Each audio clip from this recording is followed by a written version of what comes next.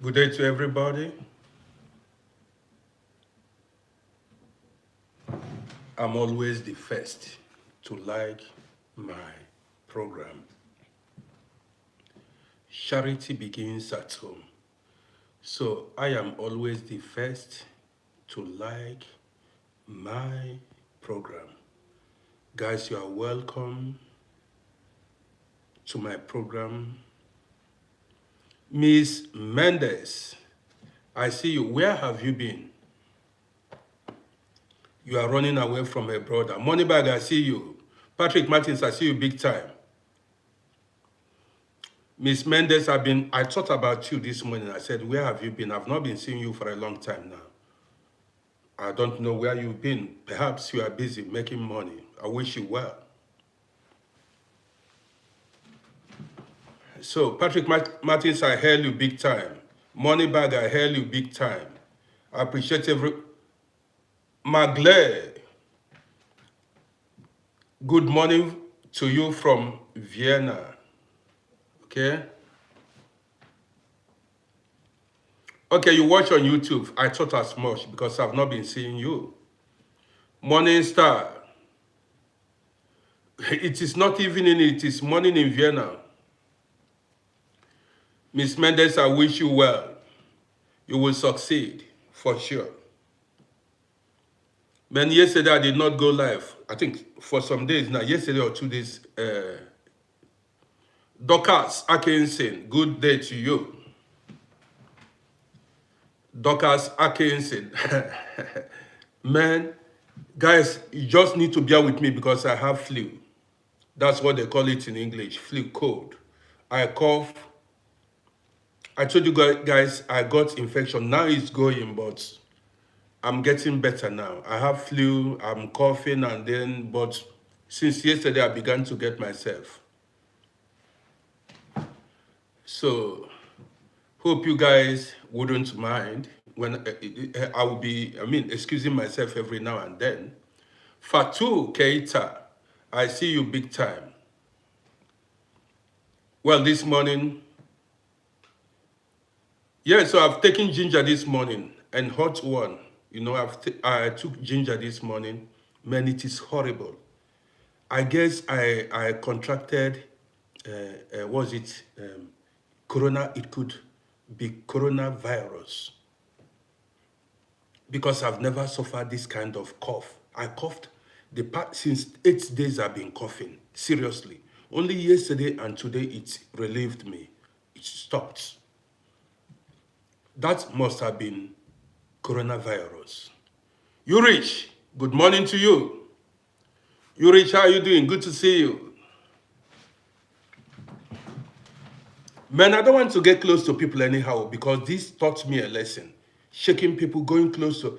Each time I want to go to all these doctors, hospitals, I need to wear face mask and I need to wear gloves, hand gloves, you know, hand shoe. We call it hand shoe to protect myself. So guys, and also, yesterday, what happened to me, man, I thank God I'm still alive. You guys may not understand it, and I've learned my lessons. Yesterday, I nearly collapsed. My blood pressure was so high. The kind of headache I had yesterday, I've never had such in my entire life. For the past weeks, I've been eating bread, fried plantain, fried eggs. Now I'm feeling better. You know, I miss these things, you know. I miss this fried plantain, fried eggs inside bread. I said to myself, since I am not drinking beer, I don't smoke, why shouldn't I be eating what I desire? Brodele, love to you from Vienna. You are watching from New Mexico. New Mexico is USA. Man, before I go, 3mm, I don't, chicken. You know what I want to do now? I want to stop eating. I want to be a vegan. You guys did not know what happened to me yesterday. I posted no videos. I did not go live. Now I've decided to, that is, no. Maazi Ebube, no, I don't drink beer. for years, close to 20 years, I've not taken alcohol.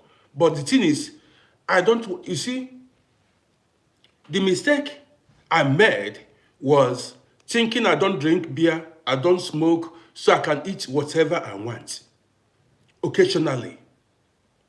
Are you getting it now? That was Onyekachi Moses, watching from Nigeria. Good to see you. Now, the mistake I made was thinking, since I don't drink beer, I don't smoke, I can eat whatever I want. I don't eat meat, oh, I don't eat meat. So now, man, every now and then I would tell my wife, Mazi Ebuba, I see you. The thing is, I want to be a vegan. I don't want to eat any meat products anymore. Patrick Martins, the last few weeks, I ate a lot of bread, white bread, and fried egg. Fried eggs and then plantain. I eat too much rice. I ate too much rice, white rice. Man, I want to cancel these things. Man, to be honest, I don't want to be, even if I don't eat. What saved me yesterday was my wife was carrying high blood pressure tablet medication. I had to see, I wanted to call ambulance. Inside the train, I was feeling this, man, if you see headache, eggs, eat them. No, you know, not even boiled though. No, when I eat boiled egg, I don't get, I don't feel, I like it fried. Yeah, so too much rice. Man, Christina Popo, good morning to you. We are going to discuss New York now a bit. We are going to touch USA a bit now. The thing I want to, man, there is, even food causes sickness. I want to stop eating all these things. I want to be a vegan now. I've been a vegetarian. I don't eat meat, but I eat egg.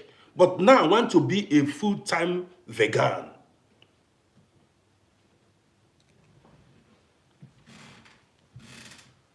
You are shocked when, see, white rice causes, but what do we eat then? Patrick, here in Europe, there are no foods. Which food do you want to eat? It's not like in Africa where we have variety of foods. Here we don't have.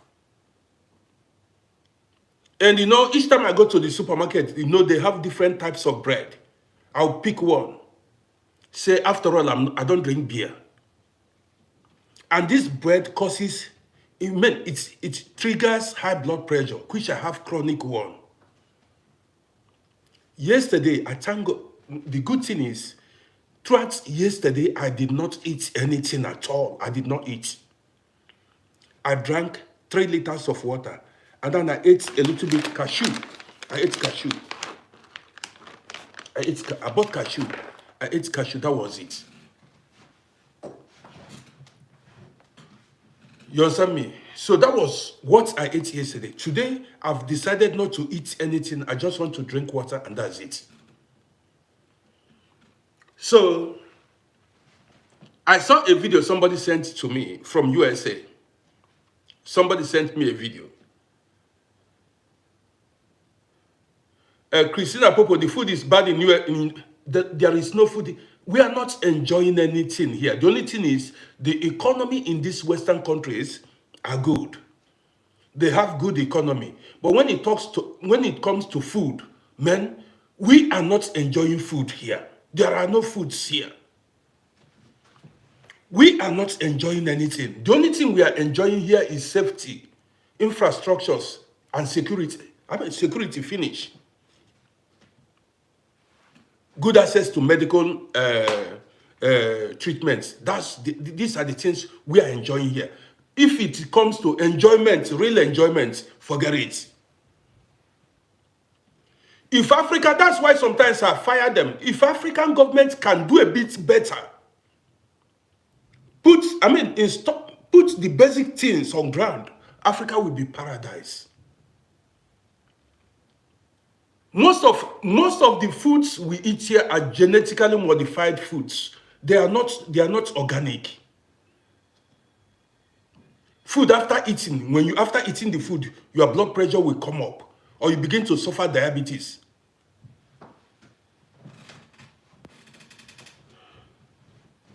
I saw a video somebody posted. Somebody said I have been lost. I'm not lost. I came here because Africa, the time I left Africa, Africa was messed up. So I'm not lost. And I will not be lost. I'm still strong. You understand me? Nobody, it depends on you if you want to be lost, but I'm not lost.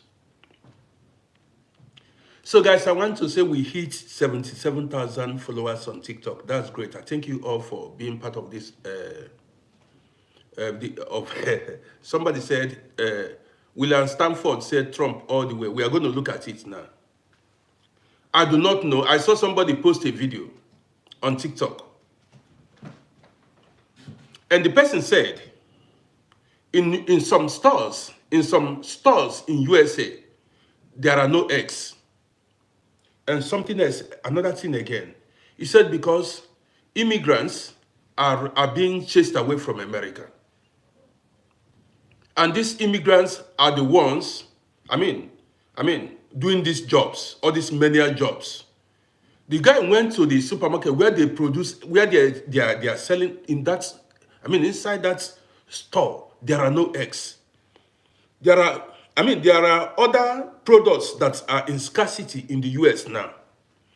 No eggs in US. I saw the video. Did you? I don't know if you saw it.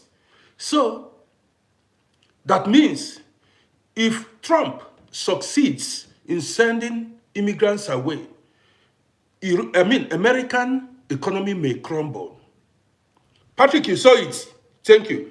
That guy seems to be from originally from Gambia. You saw it.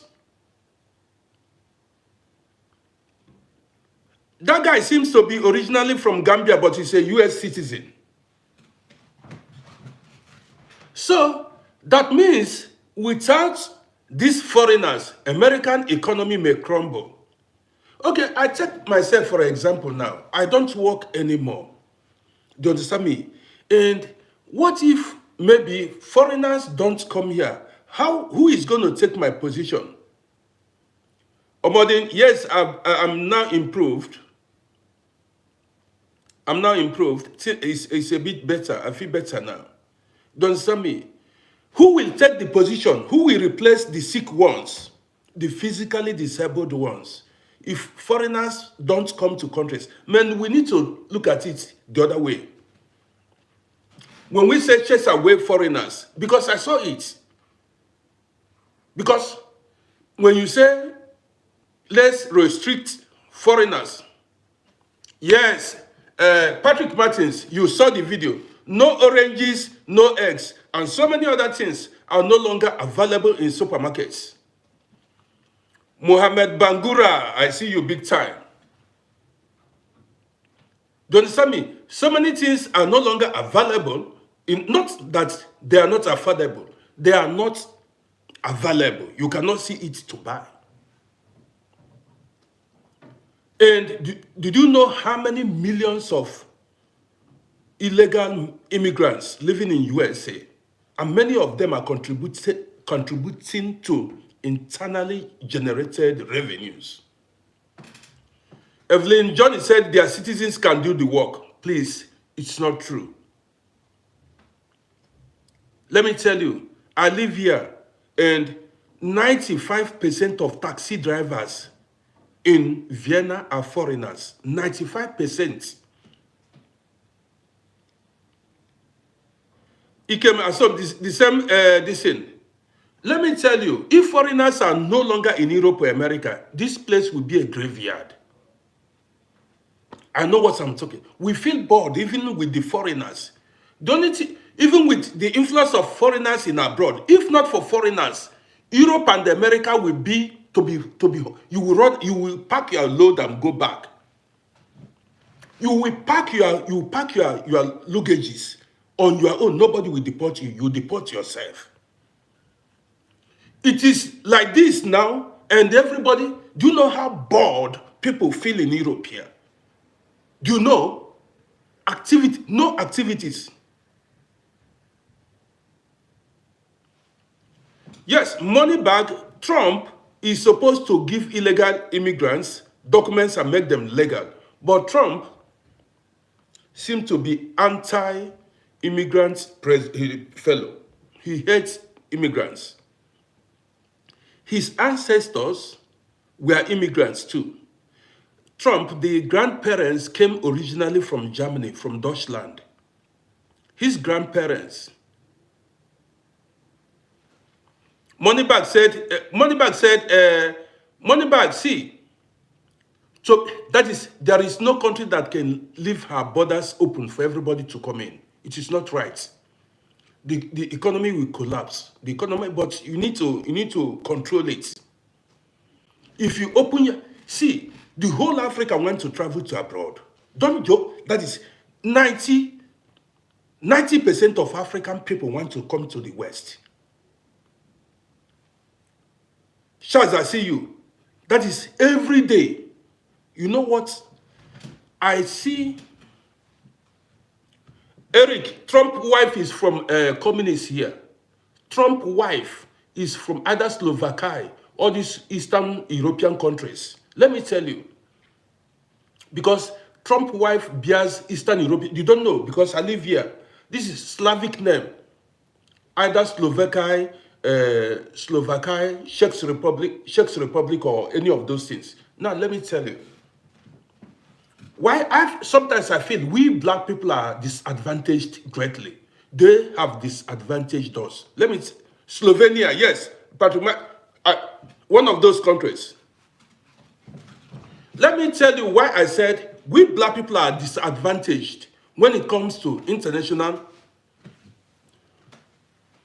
You say, what is with Trump's wife is from Slovenia or something like that, one of those European countries. Now listen, let me tell you.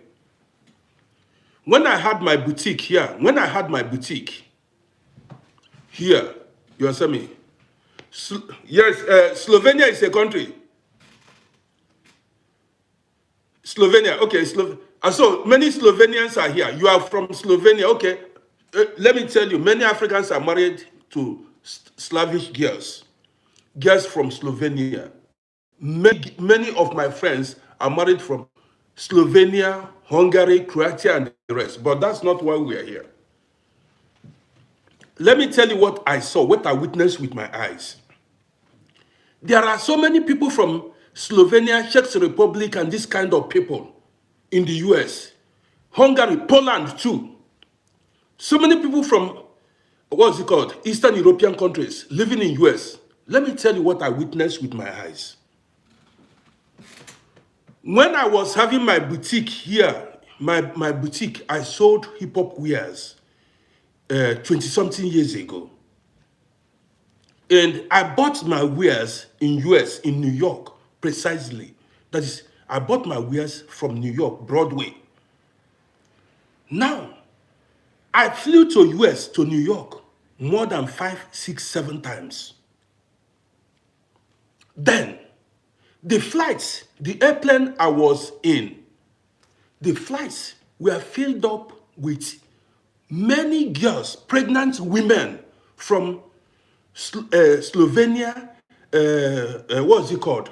These countries, Czech Republic, and the rest of them. Most of the girls were pregnant. Most of the ladies, in fact, each time I traveled to America, I met like 15, 20 pregnant women from Eastern European countries going to America, going to deliver babies. But I did not see even African women. Many pregnant women, at the time I asked myself, so these women are going to America to go deliver their babies because when you deliver a child in America, that child becomes automatic American citizen, birthright citizenship. So I said, wow, why are they giving these people too many chances? Well, on one of my journeys, I happened to meet a French woman from France. So she was seated next to me, and we had. So she told me, she asked me where I came from. I said, I am from Austria. She said she was from France. Now we were coming back from US. I asked the woman, listen attentively, listen very well. I now asked the woman, how long have you been living in USA? Guess what she told me?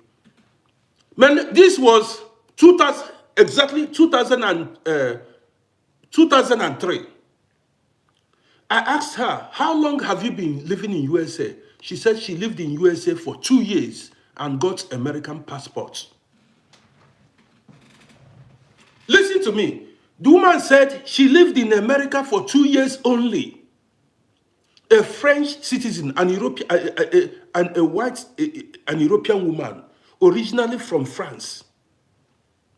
She said she lived in USA only 2 years, and she was given Americans, and she got American citizenship. That is to tell you how easy they make life for white people in America. Let me tell you, I'm saying what I know. There were times I boarded flights to US. The only black people you see there are American soldiers, US Marine. You see them, we are very few. And the few black people you will see on board the flights are only African Americans. You don't see Africans going to US. You see Jewish people, you see other race. I begin to, even at times I get upset. I begin to ask myself, where are African people? Why aren't they giving African people this chance?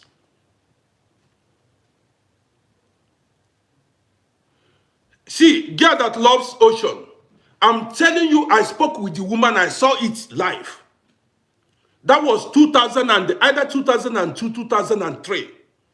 The woman told me she spent 2 years in USA and she got American citizenship.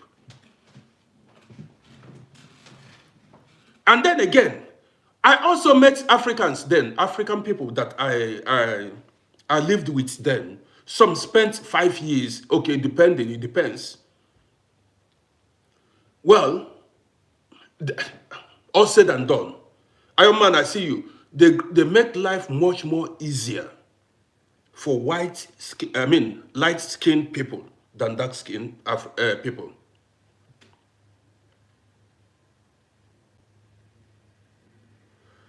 Max, when a particular group of people are discriminated, what are you talking about? A girl that loves ocean. I told you, this lady told me she spent, that was 2003, 2002.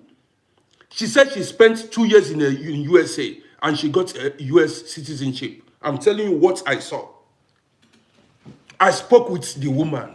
So I cannot come here to tell lies. Do you understand what I mean now? Let me tell you, if you don't know it now. As an African person, they make life difficult for you. See, I went to US. I saw things. When did these Mexicans, who is that person that said I should stop screaming? If you don't want to watch, you move away from here. This is how I talk. Did you hear me now? If I see you talk that thing again, you need to remove yourself. This is my home. I speak, I talk how I want. You are nobody to tell me how to speak. Do you understand me now? You are nobody to tell me how to speak.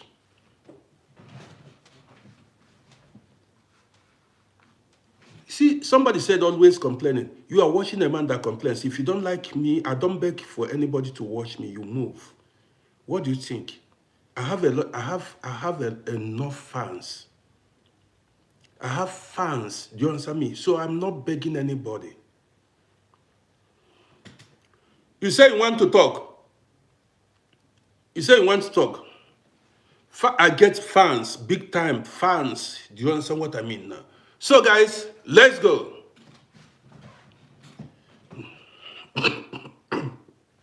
Man. So, Guys, you need to pardon me. I told you guys I have flu. Cough. I cough a lot now. So, okay. Make the request. Let me bring you in before we move. Make the request. Make the request. Let me bring you in before we go further. Because I've got a lot to say this morning. You say you want to say your mind. I give everybody a chance to say your mind. Make the request. Let me bring you in. Quick. Money bag. Somebody.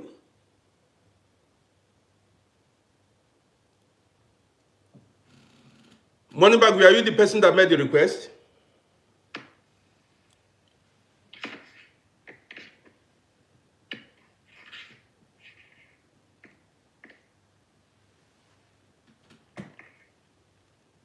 Hello? No, nobody's hearing you. You need to be loud. Hello, I'm hearing you now. Okay, everybody's hearing you now. People are listening to you. U.S. immigration. For me, I think Trump should, like what I said earlier, the people who are there already, the immigrant, there is a way, they have the system of everybody you get. There's a way those people who are working, who has no criminal records, who are working genuinely, he can integrate them, give them documents. Then all those other ones who are just useless in their whatsoever in the land, selling drugs and other things, then they can deport them and set a new policy. Then the illegal ones who are coming into the country will be stopped. But the way he is going to affect America very, very soon. Very, very, very soon. No, you can't do away with immigrants. You can never, both the ones who are legal and the ones who are. But can I come in now? Let me come. Let me say this now. Don't you know, immigrants will keep coming, will keep going to America. And you can never give everybody document to stay. It's not possible for a country to legalize all immigrants. Because if you do it, if the news goes around that Trump is legalizing some immigrants, let's say the credible ones, or eligible, however you want to put it now, don't you think that people will be rushing to US? Because you can't do it. You can't please anybody if you want to run a country. There is no country that can say, the ones that are inside now, we want to legalize them. And then because this, what's it called? Immigration will never stop. People will always, if you are on social media, the rates Africans especially want to leave Africa. If you see the millions, all Africans want to leave the continent of Africa. They all want to leave. And if you say Trump should legalize the ones that there are about 14 million illegal immigrants in US. How do you go about it? About 14 million illegal immigrants in USA. How do you want to go about it? Let me bring somebody in. Keep talking, my brother. They have the record and they know them. They know where they are living. They have every record. So I'm not saying all the 014, they give them documents. No. But there are some who are contributing genuinely. That's how you integrate them. You are not going to just give them documents like in a full time. No. Okay. You come as an immigrant, you have stayed for so years, like 5 years or 10 years. There are some people who are immigrants who have even stayed in America.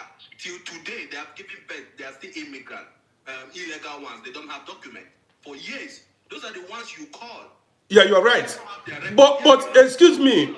You are right, my bro. But how do they know how long somebody has been in the country when the person entered illegally? These are undocumented immigrants. You don't know their records. Excuse me, listen to me very well. How do you know, for instance now, people who entered illegally into a country, how do you know how long they have stayed? How do they know the record of 14 million, for example? You will see them calling that illegal immigrant, they have this so number. How do they know? They know. They know what they are doing. You know? You see these people. Because the money you are earning, the company, you will bring proof. When they set this system now, I'm telling you, you will see men, honest people, they will bring the proof of how they came in here, the date of how they pay their rent, who paid this rent. Everything has date. Uncle Rudy, they know. You stay, for example, you stay in America for 20 years illegal. You want to tell me in that years you have stayed, you didn't get sick? Excuse me, bro, money bag. One second. Dr. Mega said date of birth. We are talking about people who were not born in US. How do you see date of undocumented? Don't you, Dr. Mega, undocumented? There is no documents. You cannot. You can't identify these illegal immigrants. Oh, it's true. It's true. But just to follow up on what my brother is saying, you see, these things that we are talking about, like for instance, if one of them, illegal immigrant, maybe get a case to court, that person enter illegally, like you are saying, no date, not the proof they will get from court, bro, it will shock you.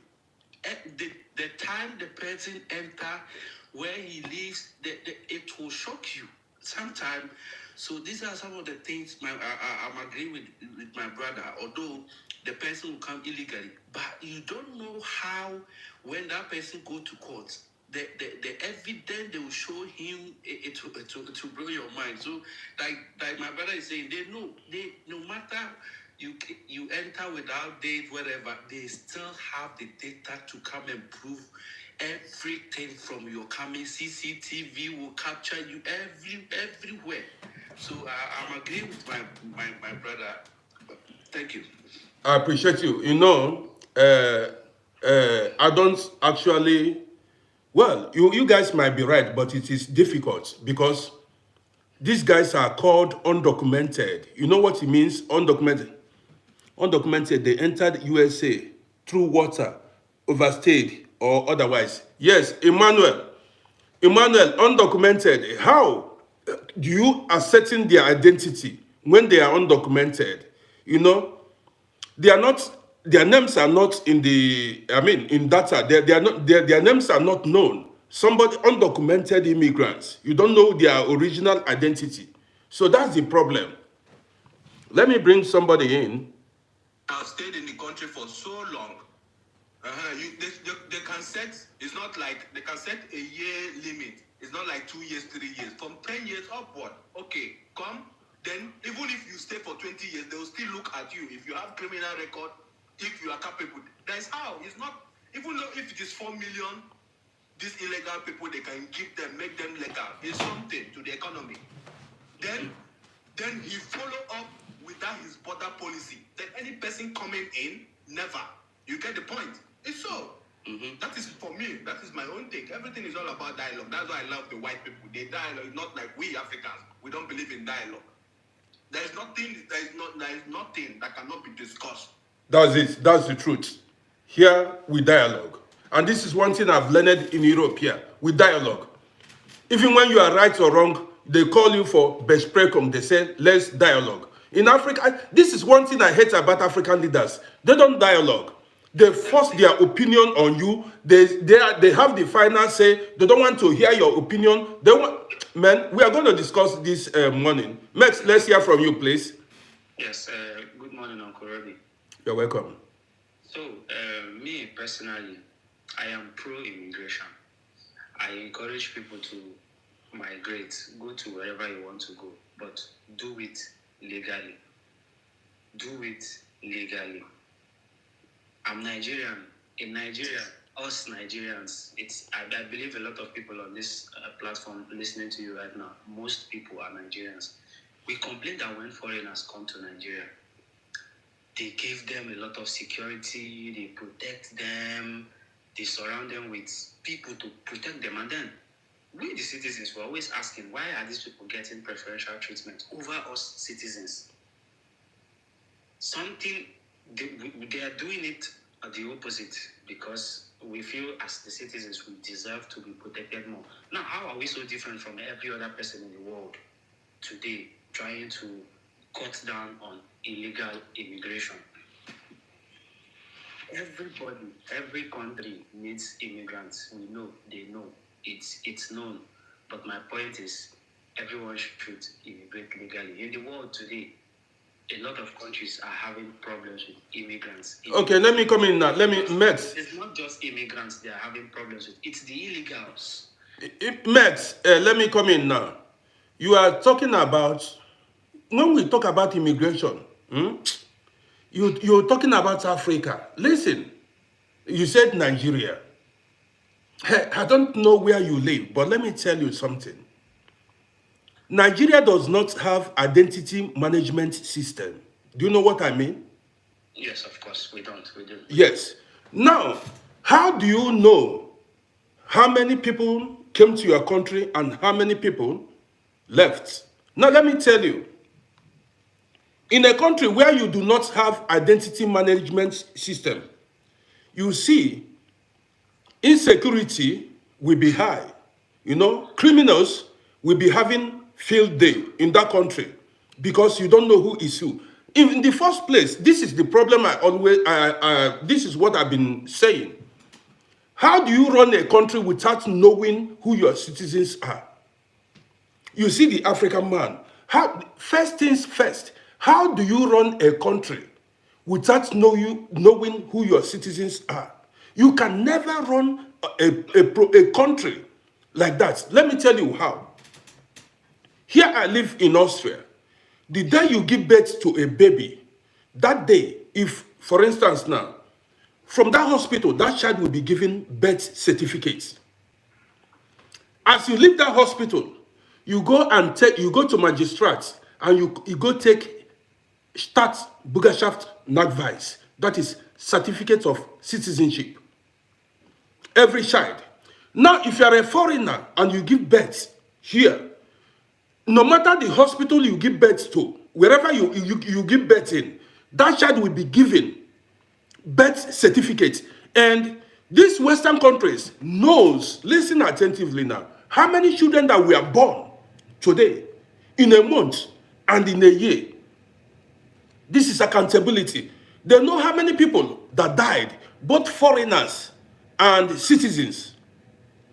Now, when it comes to something like unemployed citizens, or when they look at the general population of a particular country, now they know exactly the number of people living here who are unemployed. Are you listening to me? And they know the people that needed government assistance, like unemployment benefits. Now there are people who are physically disabled. They know the number of people who are physically disabled and the support they needed from the government. You see how they run things in Europe now. Again, there is what we call social welfare. There are people who need social welfare. That social welfare is like you support asylum seekers, people who are not legal in the country, maybe they need Caritas or whatever. The country knows the number of people who need social welfare assistance. Now, let me tell you, in a country like Nigeria, I want to teach these politicians certain things they do not know. In a country like Nigeria, allow me, guys, listen now. In a country like Nigeria, how do you know the number of people you will give welfare assistance? You pay social grants. You don't know. How do you know the number of people that are unemployed? You don't know. Because you don't even know the number of people that were born in your country. You don't know, you don't have the record of deaths. How many people that died? How do you run a country like that? I'm just getting started. Listen attentively. Now, that is why you can never run a country without having identity management system. In fact, to have a functional country, that is the first thing to do. Now listen, somebody whose name is John. John, for instance, I'm giving you an instance now. John can commit a crime in Sokoto, let's say northern Nigeria. John can commit a crime. Escape. Listen. Now go to somewhere in the east. and change his name to Stephen and be bearing Stephen, how do you know? You don't have the record because you cannot identify John. You don't have his identity. Do you understand what I mean now? And this is again, when you talk about supporting immigration, you cannot say you want to support immigration in country that has porous borders. I appreciate you. Nadia, I see you. Country, you see many African countries, their borders are not tight. You hear about terrorist attack, kidnappers, and the rest of them. People can enter into, they can decide to enter Nigeria, Ghana, Niger, and kidnap people, commit crime, and leave the country the following day. Why do you think they have been looking for criminals? They are looking for kidnappers, you don't get them. Criminals can decide. These are African countries without secured borders. They can decide, today we are going to Cameroon. Did you know that somebody can decide to go to Cameroon, rob a bank, and return to Ghana? Yeah, that's true. Let me come. Somebody can decide, criminals can decide. Man, today we are entering Cameroon. Their borders are porous. They go to Cameroon, either attack a bank or commit a crime. The following day, they leave the country. How are the police going to catch these criminals? Yeah, you see, African system, like you are saying, we are all aware is not, but we are talking about these American, UK, and whatever the deportation thing. You see, I think they also have to see it in a holistically about why are they thinking that people are trooping from Africa into Europe or America? What they have to look at from, bro. I can tell you. Like you are saying, most of African poverty, a lot of things that is going on there, that a lot of people are traveling to go and seek for greener pasture everywhere. Most of this problem is contributing by these white people, Americans. No, it's not true. It's not true. It's not true. See, No. I don't want. No. Okay. I disagree with you. 1 minute, like you are talking about the immigration, illegal immigrant. They should. I remember when I applied for U.S. visa, I went there. I put all my system correct, everything, bank statement, whatever they are looking for. And the amount of money I have paid for this process to go through, do you know what they refused my visa? And the reason is that, have I traveled to, do I have experience in travel before? I said no. And that was why they refused all the huge money I've given them just because of this reason, that I haven't traveled before. How do you expect, which country should I go? How do you get this experience before you take me? And you want me to come genuinely to your country and you refuse me because I don't have traveling experience. Because listen attentively now. You don't need to. People are entering into your country illegal. When you do people like this, what do you expect them to do? You see, when you blatantly do people, cheat people, extort my money, you extort my money in this process. At the end, telling me that I don't have traveling experience, and all the huge money I have put into this, you tell me I don't have traveling experience, and you take my money. You didn't refund my money for me. Okay, let me tell you something. It has always. Let me tell you, you lack experience. So when it comes to traveling, that is how it is. Let me tell you, the truth is. See, the truth is, even it has been like that for 40 years, over 40 years now. Let me tell you, the person who advised you gave you wrong advice. See, you did not disvirgin your passport. Listen, you did not disvirgin your passport before going to the American embassy. Did you hear me? You did not disvirgin your passport before going to American embassy. Let me tell you how it is done. Now, listen, you've got to count one before you count two. That is life. Now, if you want to go to American embassy, first of all, you must have gone to smaller countries. and return back to your country. You've got to go to smaller other countries. Like you travel and get the stamp of some other countries that shows that if you travel, you will go back to your country. And if they have stamps, entry stamp of departure stamp of many countries, That it if that small country also said, if you allow me to come. Allow me to come. I'm not going to give it to you, how will you get those stamps from other countries? Listen to me first. Now, this is not. It's not fight. Listen. This is why some people, when they get opportunity, when they eventually, after many years of struggling, when they get, say, UK visa, Swedish visa, European Union visa, they travel for 1 month, they go back. That is convincing. That is why if you see most of the people, you see comedians, musicians, when they get opportunity to Canada or wherever, when they travel, they return back. So whenever they go to embassy and present their passport, they see, this man has gone to Canada before, this man has gone to UK before, and he did not overstay. So that is like a pass mark for you. Don't understand me? So if you just go submit, this is Africa, and we Africans are being discriminated. Now, if you go submit a virgin passport, many countries will not like to give you visa. Yes, even if you traveled to Pakistan and returned, I know some people will call it a waste of money. Pakistan, and they see that you travel to Pakistan, India, things like that. It will start to give you some kind of, how do I put it? Chances, opportunities. Like this person is a traveler.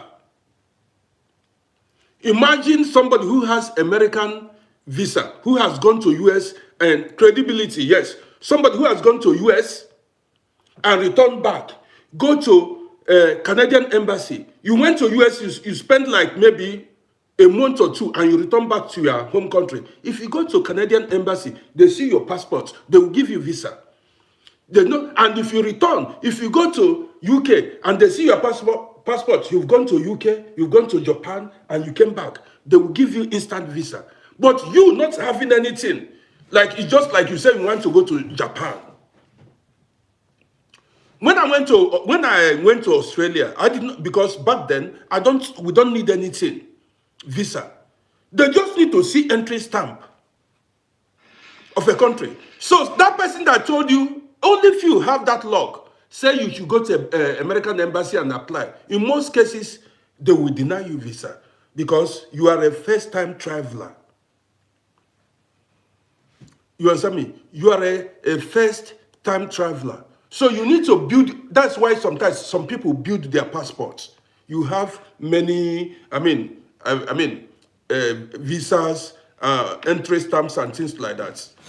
So in order to let people know on the process or the requirement, at least to be fair and not to cheat or extract money from people unnecessarily, why don't they include it? If that is the requirement, then American embassy should add it onto their requirement that if you have a virgin passport, count yourself. At least let it be black for people to know. No, it's not 100%. I know someone that went to the US on study. He applied for visa only one time in his life because they denied you on you have an empty passport, which I barely think is a reason for passport. If it's the reason, most times they don't write it, they don't expressly state it, but it is not.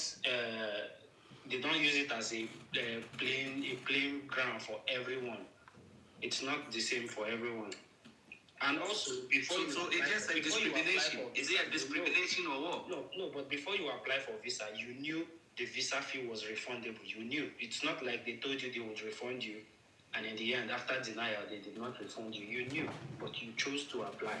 And no visa application is 100%.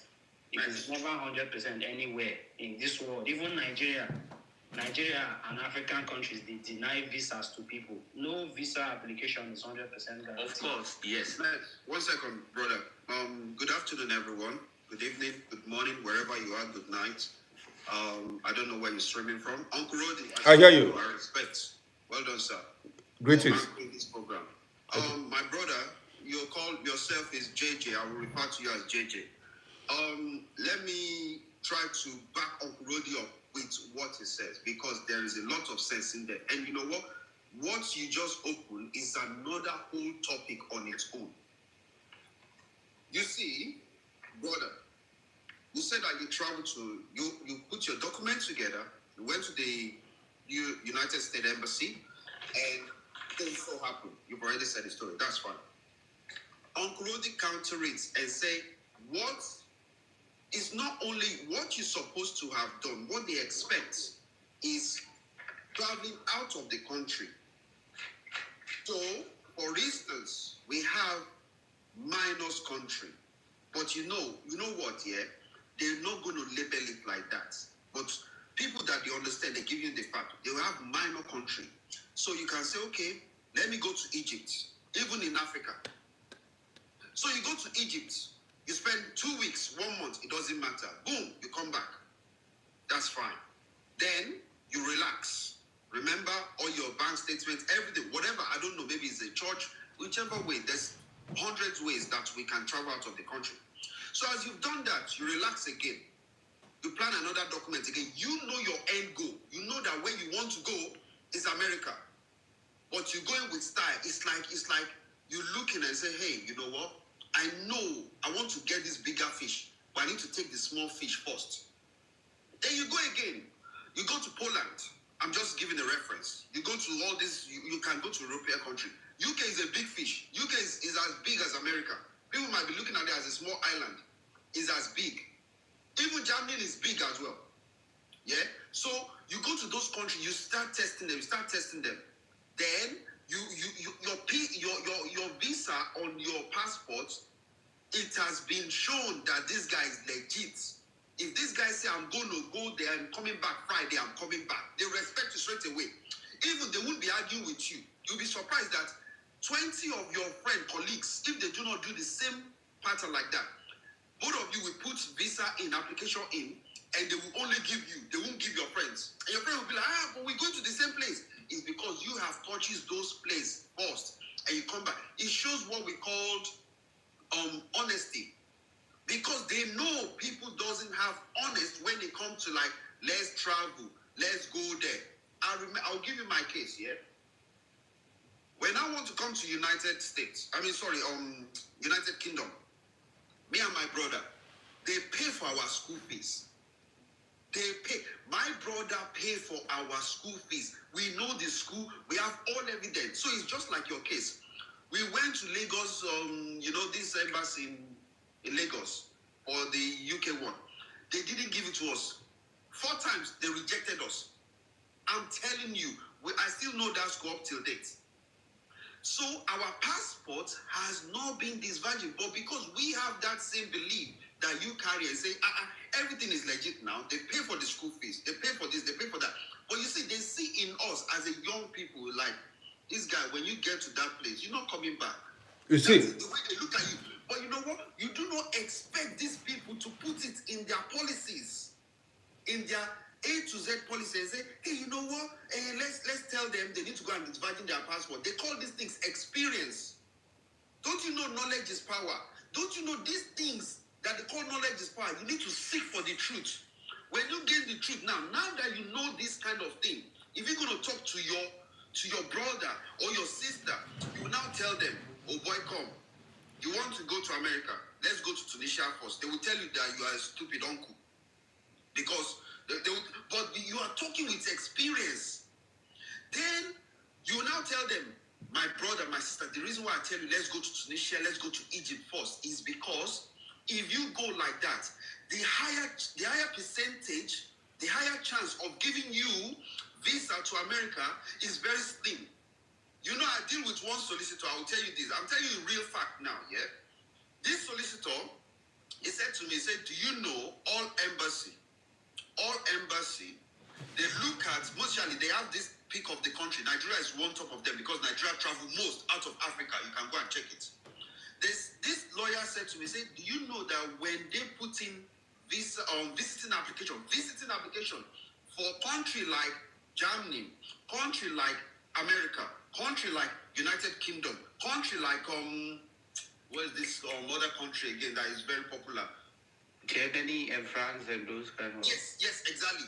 Those people, they've already have meeting in between themselves, like, you know what? We're only going to give 5% to 7%. The rest, 92% is chopping money, is food money. It's actually the money they use to build all those embassy, to make it look nice, to make it for every country. I'm not joking.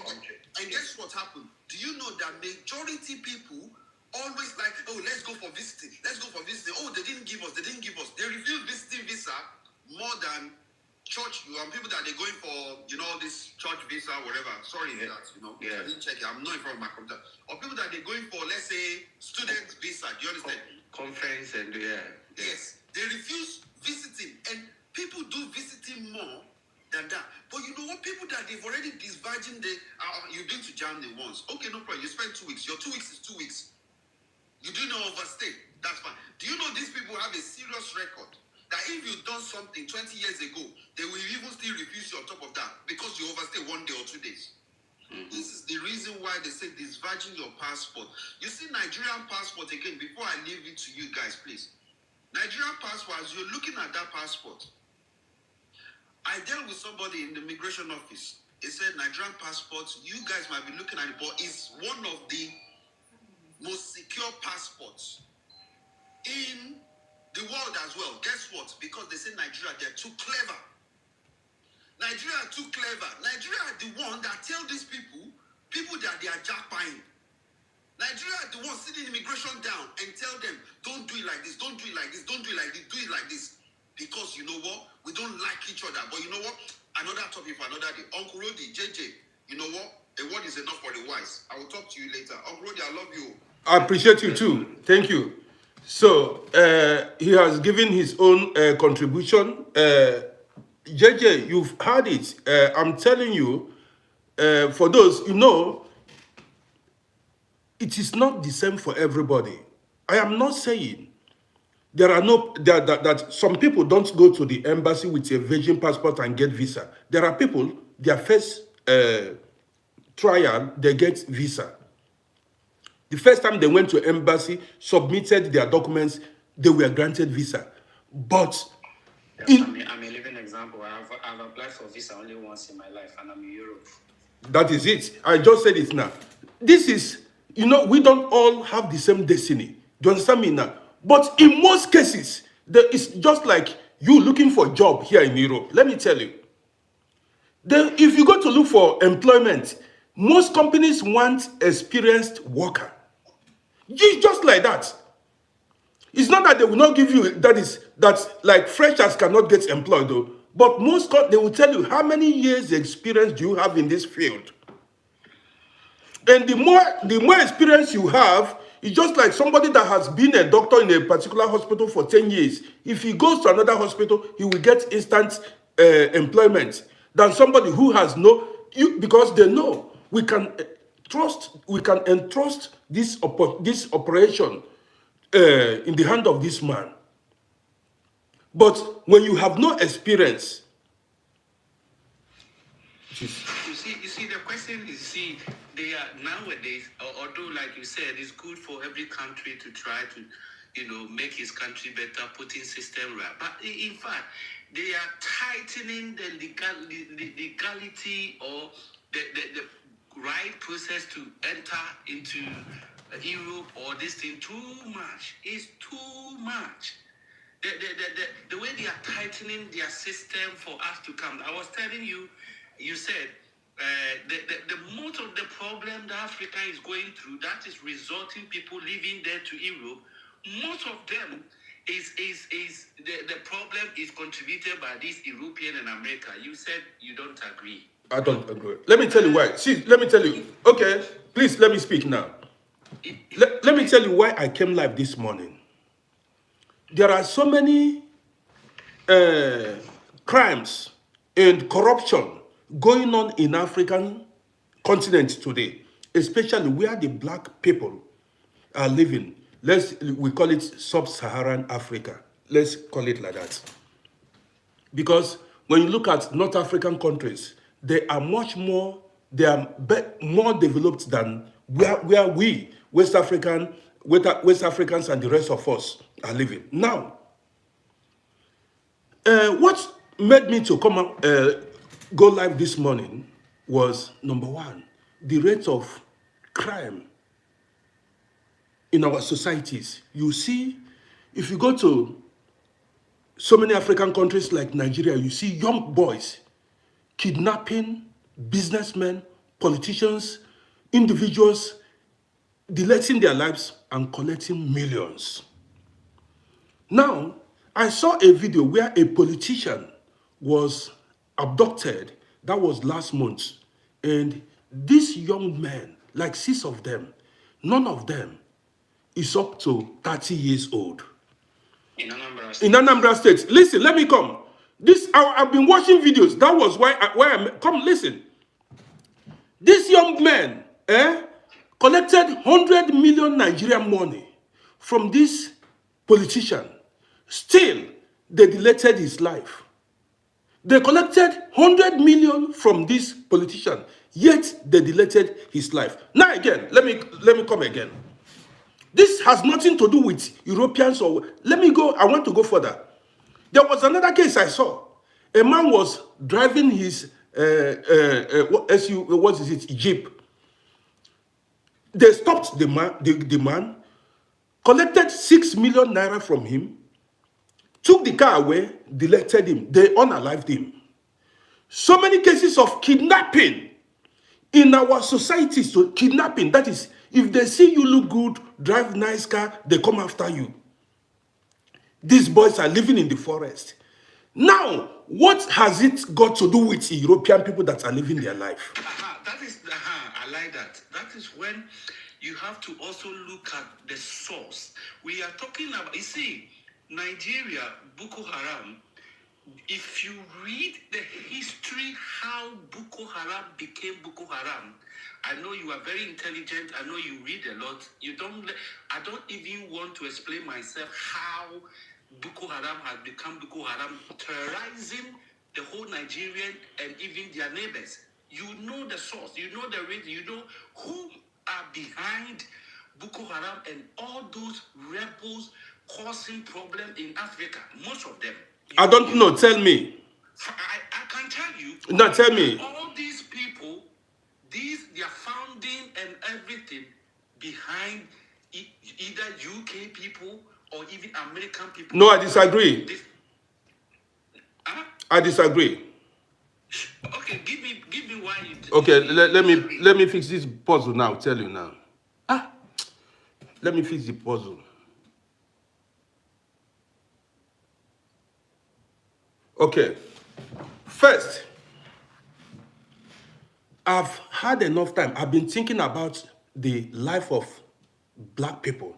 Now, how can strangers from another continent give you arms to kill your brother, to delete the lives, to destabilize your own continent, your village, your town, and you agree to do that?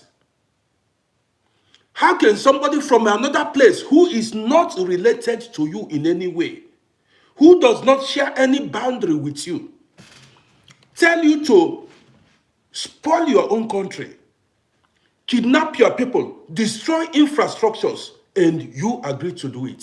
So the point is, what is the interest of that person coming from another country? No, you are not answering. Can somebody arm you now to delete your brother, your mother, your villagers? Let's be reasonable. Are you not human being? Let's say somebody armed you, say, take these firearms. You see these your villagers.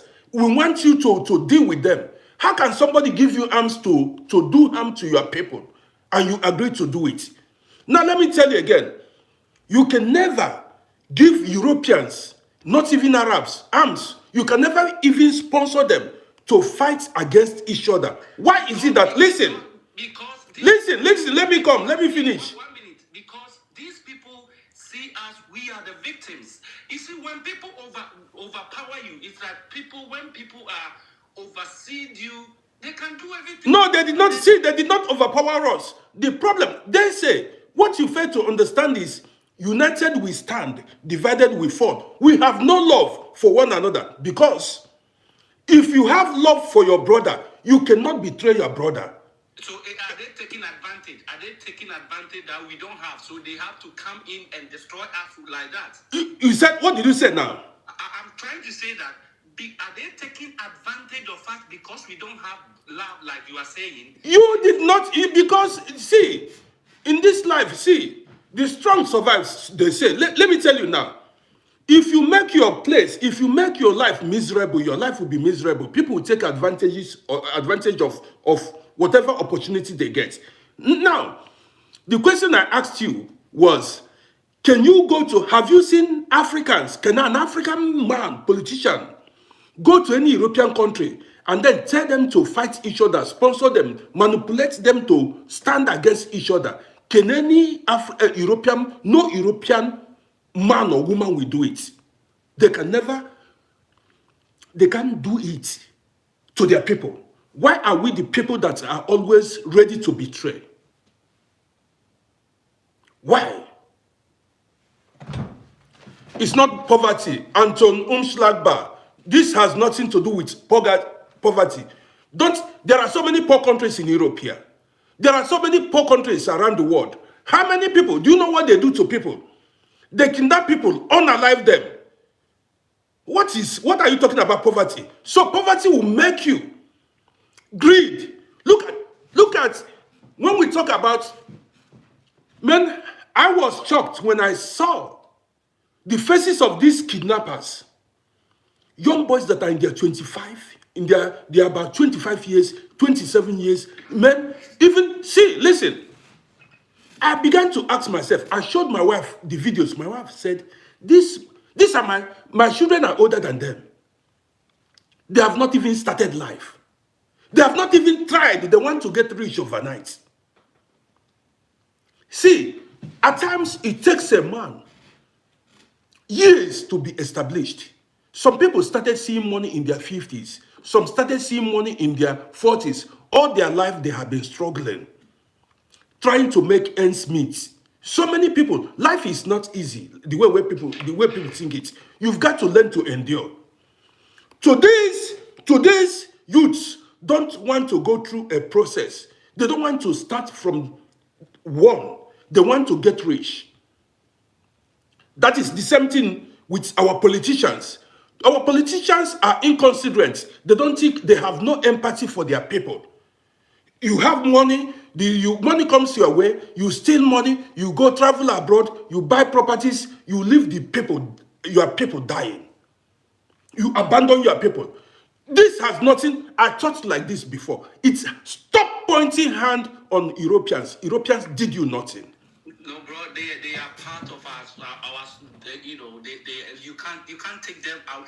You see, like we are always talking about. Oh, look at all our resources. They are draining all our resources from us. I mean, they know we are vulnerable, and they have means to do that. That's the problem. They have means to drain all our resources. See, Nigerians supposed to be see. Let me tell you, I wanted to. Nigerians supposed to be the best worthy people, but these European people, look at how they are scattered. JJ, can you please stop? JJ, please, let me tell you. You can't take them out from this equation, bro. No matter what, you can't take this European and American from the source, the poverty source of Africa. You can't, bro. Although I know our leaders, that's what I'm saying. They know how vulnerable our leaders are, and they are taking advantage of them to rob us everything.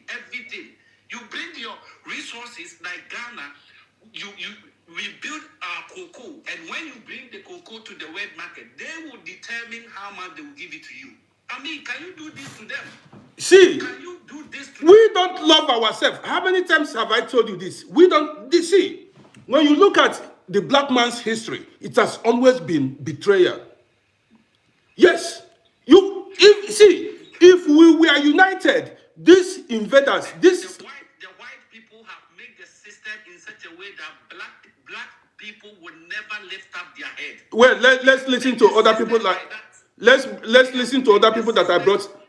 Let's listen. Make the system like that. It is difficult nowadays for any. Look at what they did to Libya, Gaddafi.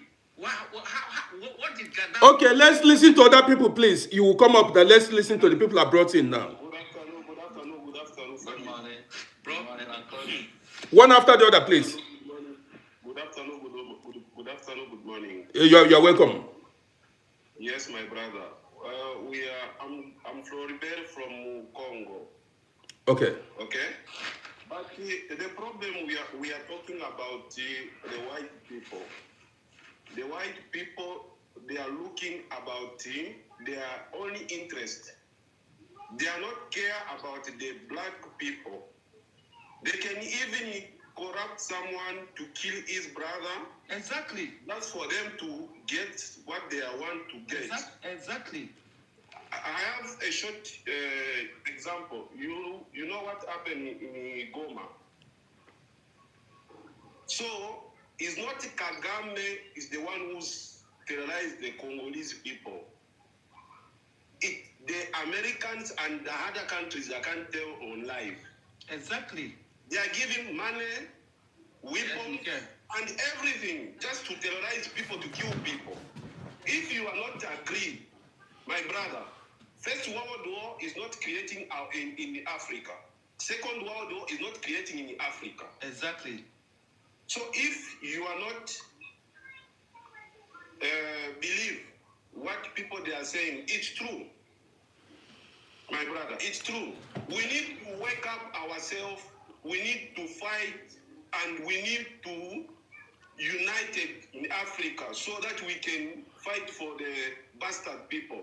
Exactly. Okay, let me come now. Let me come. You spoke now. You said you are from Congo. Yes. Listen to me now. Why should we always betray each other? Why should we? See, you cannot. When allow me to talk, please. Influence is too strong. No. It's not like we just want to do that. Their influence is too strong. No. You can excuse me. Let me come. Let me tell you something. You let the host talk, please. It's not that the Congolese people, they are just wake up in the morning to start kill each other. Okay? They are weak people. Lord, they are corrupt to put on front of a Congolese group army like M23. The M23 is not the Congolese army, my brother. It's from Rwanda, Uganda, and also some other countries. Okay? They are just put a Congolese people on front. That Congolese people, they are even corrupt him. Maybe they can say, no, you have your interest, you have some money in your account, maybe it's in Europe or it's in France or whatever country. So we need you to do this and ABCD. So if you... JJ, mute your phone if you are not talking, please. Mute your phone so we can hear him very well. Yes. If you refuse to do what they ask you to do, they can just play some victim of, oh no, you have some corruption, anything like that. Then they freeze your money or your account. You can't even travel, you can't even do what. So they are just going to people and to tell you what you can do. If you refuse, they just provoke some problems with you. You can't survive it. Is that so, my brother? No, see, let me tell you, I understood you, but you did not understand me. Let me tell you something. As I am here now, it's just like somebody arm me, give me arms to eliminate my own children, my family. Yes. There is nothing you can do to me, you can give me. You cannot manipulate me to fight my children, to fight my people. We came from somewhere. Now we are all the same human family. We are all the same race. Now, how can you tell me the influence is too much, overwhelming, that somebody will influence you to eliminate your own people? We, the black race, we have our problem. Before you joined us, I said, there is no race You cannot. This is stupidity. You said it. There is no, you cannot do this. You cannot influence, you cannot manipulate the Arabs to fight each other. Not the Chinese, not the Indians. Why is it that we are the ones being manipulated? Why is it every time the black man will fight his brother? Why is it that every time the black man will betray his brother? It has been like that. Isn't it about time we wake up? Can I talk? Can I talk? Yeah, you are free. We can't talk about politics in there apart from because I'm in Europe, but we have a lot of things to talk about. But it's too much. We can't sit quiet. My brother, you can't say no. They can't tell the Arabs to kill each other. They go to kill Saddam Hussein. Oh no, that's got the weapon, nuclear weapon. They kill him. They kill. Don't say Kim. Say remove. This is social media. Don't say remove him. They move him out. Same Gaddafi out. So there are strong people that we can't even deny it. If they come to you, even you are here in Europe, if they come to you to say, no, we want you to do A, B, C, D exactly. It's not true. If you deny, you have your own problem with reserve. Okay, let's hear from the next person, please. Let's hear, what's the name? Father, let's hear from other place. Thank you, I appreciate it. Thank you so much. We appreciate you. Good afternoon, good morning, my people. It's very good conversation for us to be here and talking about our own problems.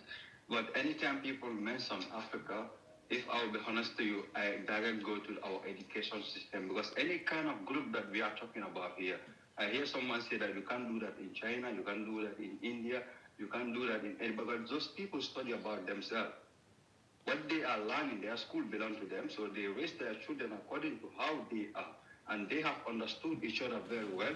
Tell me, in the whole continent of Africa, can someone name me one school of Africa that Africans can sit down and study about their ancestor and study about their own people? It doesn't exist.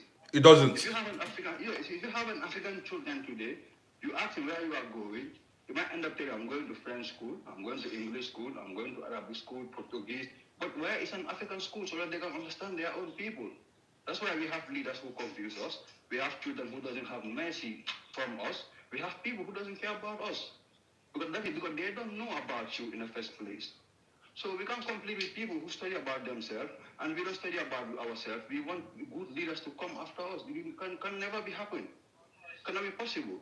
So that's why my brother said that someone from Europe can give you a gun and you fight your own people. Yeah, can be possible because you don't know about your own people in the first place. But when you know about your own people, history in the school, since you were young, no one can confuse you and you take gun against your own people. That cannot be happening. So, I think the education system is the first boundary that we can fight for ourselves and trying to let our children to know that what is meant to be an African, because that's very important. When they don't know that, trust me, they will not have no mercy for anybody around Africa, because we don't give them nothing. So you don't give your children nothing and you want them to behave well, it will be very hard. No good education, no financial structure, nothing. And they have to start everything from the ground like their own ancestors and to build their life up. So tell me which nation function like that in this planet of Earth right now? So we can blame people who were born in a system that is very wicked and we want them to behave normally like other people. That cannot be happening. So how do we correct it?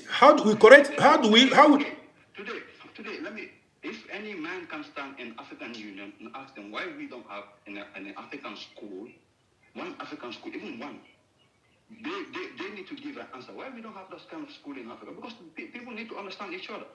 See, Father, that's your name. Now, if you look at Africa, somebody like me, every day, I try to create awareness because I've also seen the problem of Africa.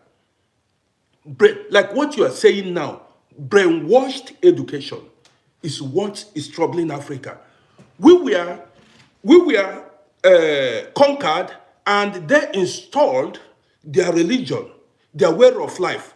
They replaced our culture, our way of life with theirs. The black man believes in a religion that did not originate in Africa. The black man believes that white man, the Arabs, are their gods. They pray to them. This, I'm telling you what I know. I was born into a Christian family before I woke up, before I became woke. These things, instead, the time we are supposed to be in laboratories, studying how to control, how to conquer, we are praying in the churches and in the mosque. Do you understand what I mean now? The problem of Africa is that colonization. We were given wrong information. Everything they gave to us was wrong. And till now, religion has grown so deep in our societies that even if you talk about, some people don't want to even, if you talk about it, they might even fight you. People, they unalive their fellow black people because of religion. The question what I keep telling people, excuse me, I keep telling people, I said, this religion, Christianity, Islam, came to Africa. What was Africa before the advent of religion? Before religion, don't you know that religion, somebody created it. It began somewhere. Human beings have been on this earth before religion started. So some people don't think, how did this religion begin? How did it begin? Somebody introduced it. Are we doing our own thing? Who do we pray to? Who do we worship? Well, some people don't want to. I mean, answer these questions. Who do you pray to? You are sitting in Africa and you are praying to somebody that is, in Saudi Arabia. You are praying to ancestors of the Arabs. You are praying to the ancestors of the Jewish people. I think, see, that's why I said their influence is so strong. We can't, it's hard nowadays for us to liberate ourselves from their We've got to. That's what I'm saying. Because of that, they are contributing to African poverty and this kind of, look, the education system they brought to us. Now, tell me, if you finish whatever university, even a doctorate in Africa, and you bring the same education they bring to Africa for us to study, when you bring that same certificate to them, they will say it's rubbish. They won't take it. Why? Because they won't take it because that education system doesn't belong to you. Because you are studying what they give. Exactly. So they have influenced us. We don't know what is going on even still now. Okay. We have to know that since you get colonized.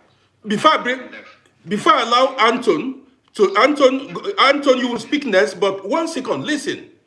See the black man. The time they colonized you, they left, and now what is happening? You are still there and colonizing your children for them again. This is what's happening. How many billions that we invest in a school just to teach our children what kind of lesson we are giving to them? The same lesson the colonization have left to us. But so now they left, and we are helping them to colonize ourselves for them. That's why African they will never understand each other. Because what is happening? You don't study nothing that is belong to you in the first place. Even okay now. First problem. Okay, now listen, Father. Okay, see the system of education we have in Africa. How has it helped us?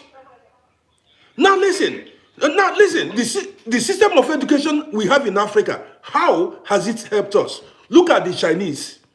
Look at the Japanese. Look at the other races.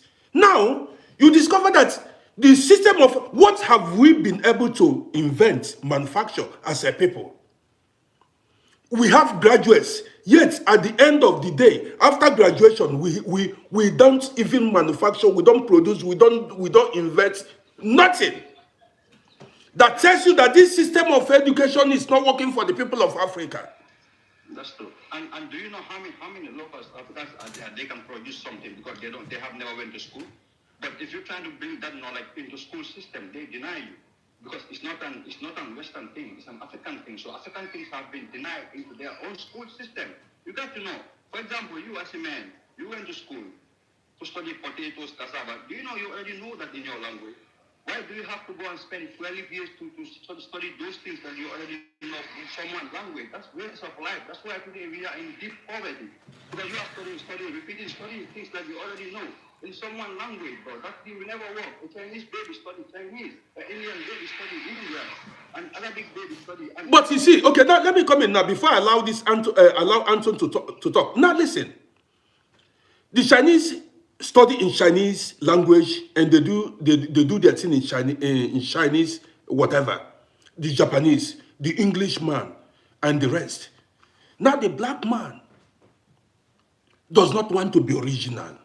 The black man does not want to do his own thing. And the black man prides himself in, he wants to tell you he speaks another man's language fluently. He speaks English more better than you. He speaks French more better than you. He is more educated than you in another man's language. You see the problem we have. And so many other more. Let's hear from Anton, please. Good morning, everybody. Yeah, please don't play music, please. Okay. I really came up for JJ. JJ is 99% right of what he has said. Really, I really acknowledge what he said. And Uncle Rudy, this is just a question to you. When you were in Nigeria, your mindset, the way you think now, is it the way you think in Nigeria? Is it the way you think now? No. Because it's all about mindset. It's okay. For poverty, power, and people killing each other. People harming themselves. It's all about mindset, because someone cannot give me like 20 million naira to go and kill someone else or unalive someone else. I will not do it because of the mindset. Where I am now is totally different. The way I think before is not the way I think now. Because of where I am. Okay, there's an adage that says a hungry man is an angry man. Because that is where poverty comes into play now. And the power, they give only one person a lot of power to control all those people that are hungry, that they don't have their say, to push them down. So that is not really right, because African man love taking power. They love power. They can do anything for power. So when they have this power, they can do anything. Okay, why is it not that the resources that they are stealing, they are not putting it back into Africa? They are taking it into other countries. Why? It's because they don't know nothing about you, bro. That's the problem. It's not See, this is, excuse me now, Anton. Your own leader don't know nothing. Anton. Yes. So I'm not coming to you now. You are saying it's not that they are not controlling us anymore. We have to do it on our own self, because we don't have that liberty enough. That's why. So this is what I want to say to you guys. Thank you. Anton, see, what he said before. See, we should stop giving excuses for our failure, like NZK said. See, our destinies are in our hand. We allowed them to keep manipulating us. Man, when you look at what's going on, look at our politicians, how heartless they are. Have you not seen or heard how many African presidents that stole money and stashed the money away in foreign banks while their people are suffering? Who told them to steal the money? The money they are supposed to use and build their countries, they stole and stashed away in foreign land. Was it white people that told them to do that? Men, let me come.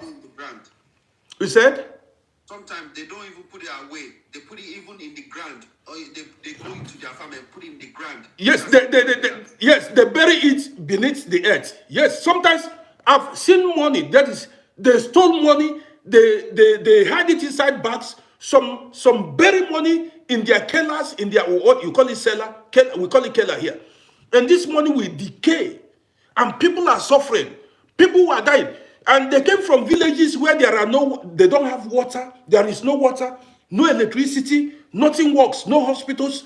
And they buried money under the earth. You go to the earth, if not for social media, Africa would have been, that is a jungle. It's because we are speaking up. Some of them, the pressure on them is what is stopping them. Man, this has nothing to do with Europe. You cannot tell me. And the same thing. Now let's come. Let's look back at what happened during transatlantic slavery. Why should we always be victims? We are the ones that always complaining. How did the slave merchants came to Africa? They gave you mirror, they gave you things. How can people give you money, give you material things, and you sell your own brother? You cannot tell me the money. Why don't you? How can they give you? They gave you material things, and you sold your brother.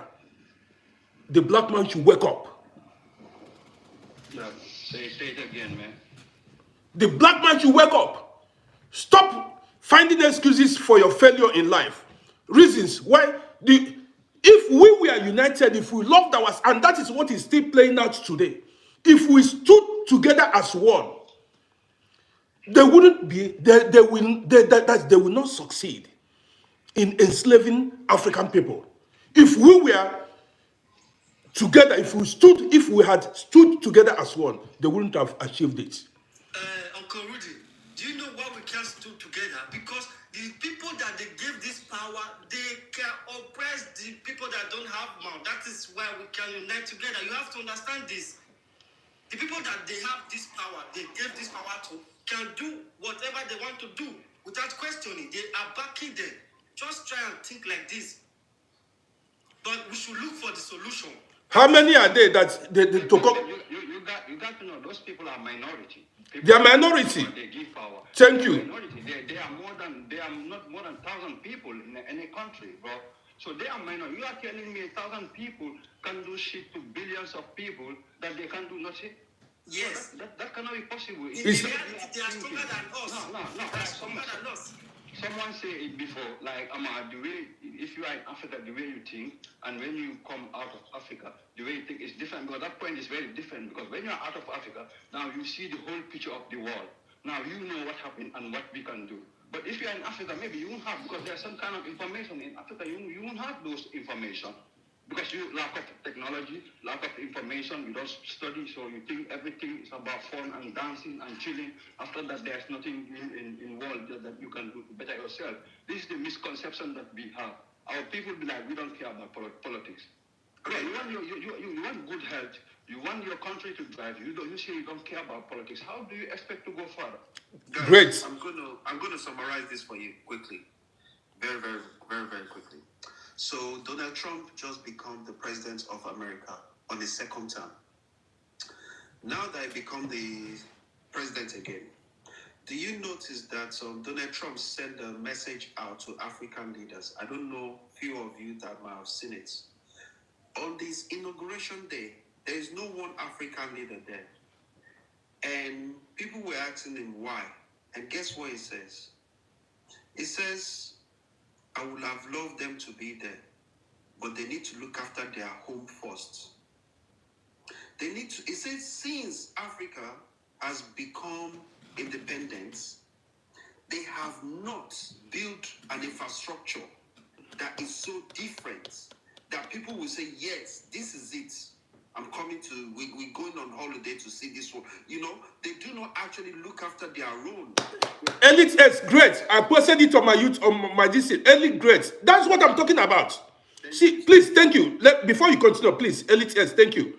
See, since after independence, there is no African country that you can point at and say, look, this country is doing well. No infrastructures. I keep saying it. See, the colonizers left Africa. The rulers took power. And the rulers are more brutal than European colonizers. They have done worse things because we are talking about your own people mistreating you. Your own people you call the same color, the same race that you call your people. When we talk, the Europeans are not Africans. You may say they are strangers. But in this case, the people that are mistreating you, responsible for the failures you are suffering, are your own people. How do you explain that? I keep saying that the black man does not love his fellow black man. And how do we change this situation or these things? Show me one African country that is doing well. To to change that normally is very easy. But when you talk to people, people may think that it sounds funny, but it's about to invest in the things that we already own, like traditional leadership and people who understood you and they don't discriminate because of you are black people. Black men. If you go to talk to these leaders, bro, you as a black man, for example, you are Nigerian, you went to your government to complain, they started laughing at you. But a Chinese man, a fisherman, Chinese man doesn't go to Nigeria and see your person and talk to them. They give him more. Father, you are father. Listen, father. You are in Europe and you are an old school in Europe. Yeah, that's why you reason like me. Let me come. I know without even being told. I know you are living in Europe and you've been long in Europe. Yeah. Now let me come. The black man, the African rulers will not listen to you because you are a fellow black man. This is what father is saying now. When you, as an African man, if you have a better idea how to move Africa forward, a better plan, nobody listens to you because they see you as an African man. But if an Arab man, a Chinese man, somebody from anything white, they listen to them. But you as an African, nobody listens to, they disrespect you, they disrespect your opinion. This is the black man for you. We don't value ourselves. We look down on ourselves. Do you understand me? And like he said, you see a Chinese man go, even they believe that the Chinese knows better. The Europeans knows better. The Arabs knows better. But you as a black man, they have no trust or belief in their own people. This is why they prefer to give contracts to Chinese, the Arabs, and leave their engineers. At times, if you give your own engineer, your own African engineer, a local engineer, he will use the money and run away, carry all his family and go to abroad. Where do we start? You award the contract, he will carry the money and move and run. Uncle, can I talk? One second. Before you, there's a reason why I need to finish this because with the respect to Uncle Rodi, he said I should pause. So I'm going to say this. For the people that they are watching this channel, Uncle Rodi has already put the video on this platform. Please go and check it of what I'm about to say. This happened with Donald Trump that all of you know, is the president of America. Some people like him, some people hate him. If you want to hate him, you can hate him as much as you want, but he's going to keep doing whatever he's doing and he's going to be building this country. We need to focus on our country. Now, this man says some things that is very, very important. It says, Africans are sitting on diamonds. They're sitting on oil. They're sitting on uranium, iron, copper, silver, magnesium, crude oil, which everybody know, and gas. But guess what? Their people are still suffering, dying of hunger. Do you know those mineral resources that they touch on there? Even only one. Saudi Arabia is sitting down on maybe few. Oil, ordinary oil that Saudi Arabia is using it to protect their own citizen. If you're from Saudi Arabia, if you're from Arab country, okay, let's move on. How about the education system? They do not build it. Somebody say here, like, okay, the education system, they might have some certificate probably in some parts in West Africa, South Africa, it doesn't matter. But when they bring it to the Western country, it will mean nothing to them. And you know what? It's because they do not actually still, they do not respect Africa. That's why. Because if they respect Africa, they won't do that. They'll be like, okay, you know what? Your qualification is good enough. There are some universities which they do, but there is majority. So guys, if you want to counteract what I'm saying, I understand. There are very few universities that you will take your whatever certificates obtain, and you will take it to Western country, they will take. But we're talking about the majority that is going on. They don't even recognize the certificates you bring from Africa. They don't recognize it. Jesus Christ. They don't recognize it. The thing is this: if Africa wants to actually be recognized, our president, they need to stop leaking all this other president bomb. For instance, I'm a Nigerian, and imagine Nigerian president sitting in France so many times. We don't even know. Maybe France is his country. He's supposed to be looking after his people in Nigeria. He's sitting down in France. What's he doing there for every time? You don't do that. But anyway, that's what I want to say. Thank you, Uncle Rody, and thank you the rest. A word is enough for a wise. I appreciate you. So anybody that has got something to say, you can say your mind, and then we round it up. Yes, Uncle. Okay. You know the problem of Africa. Mm-hmm. Problem of Africa, the West countries or whatever countries. Western countries. Yes, they have put some slavers on the top of African leaders. If you want to wake up or you want to deny something, they kill you. They move you on, like they do with Gaddafi, with other leaders in their past. Why? Because they have put Africa in the under control. You can't raise your head and you move on. They can remove you, they can assassinate you, they can do whatever they can do. You can be president of Africa. You need to do something better with your countries. If you don't have money, you have some resources, you need to sell it and to have some money to build the... 1 second. Baba, make a request, I bring you in. Baba, you say you want to give your opinion. Make a request, I bring you in. Keep talking, my brother. Okay, my brother. So if you want to do something better with your countries, they can't allow you. That's why you need the organization, community of organization of World Bank. If you want to get some money to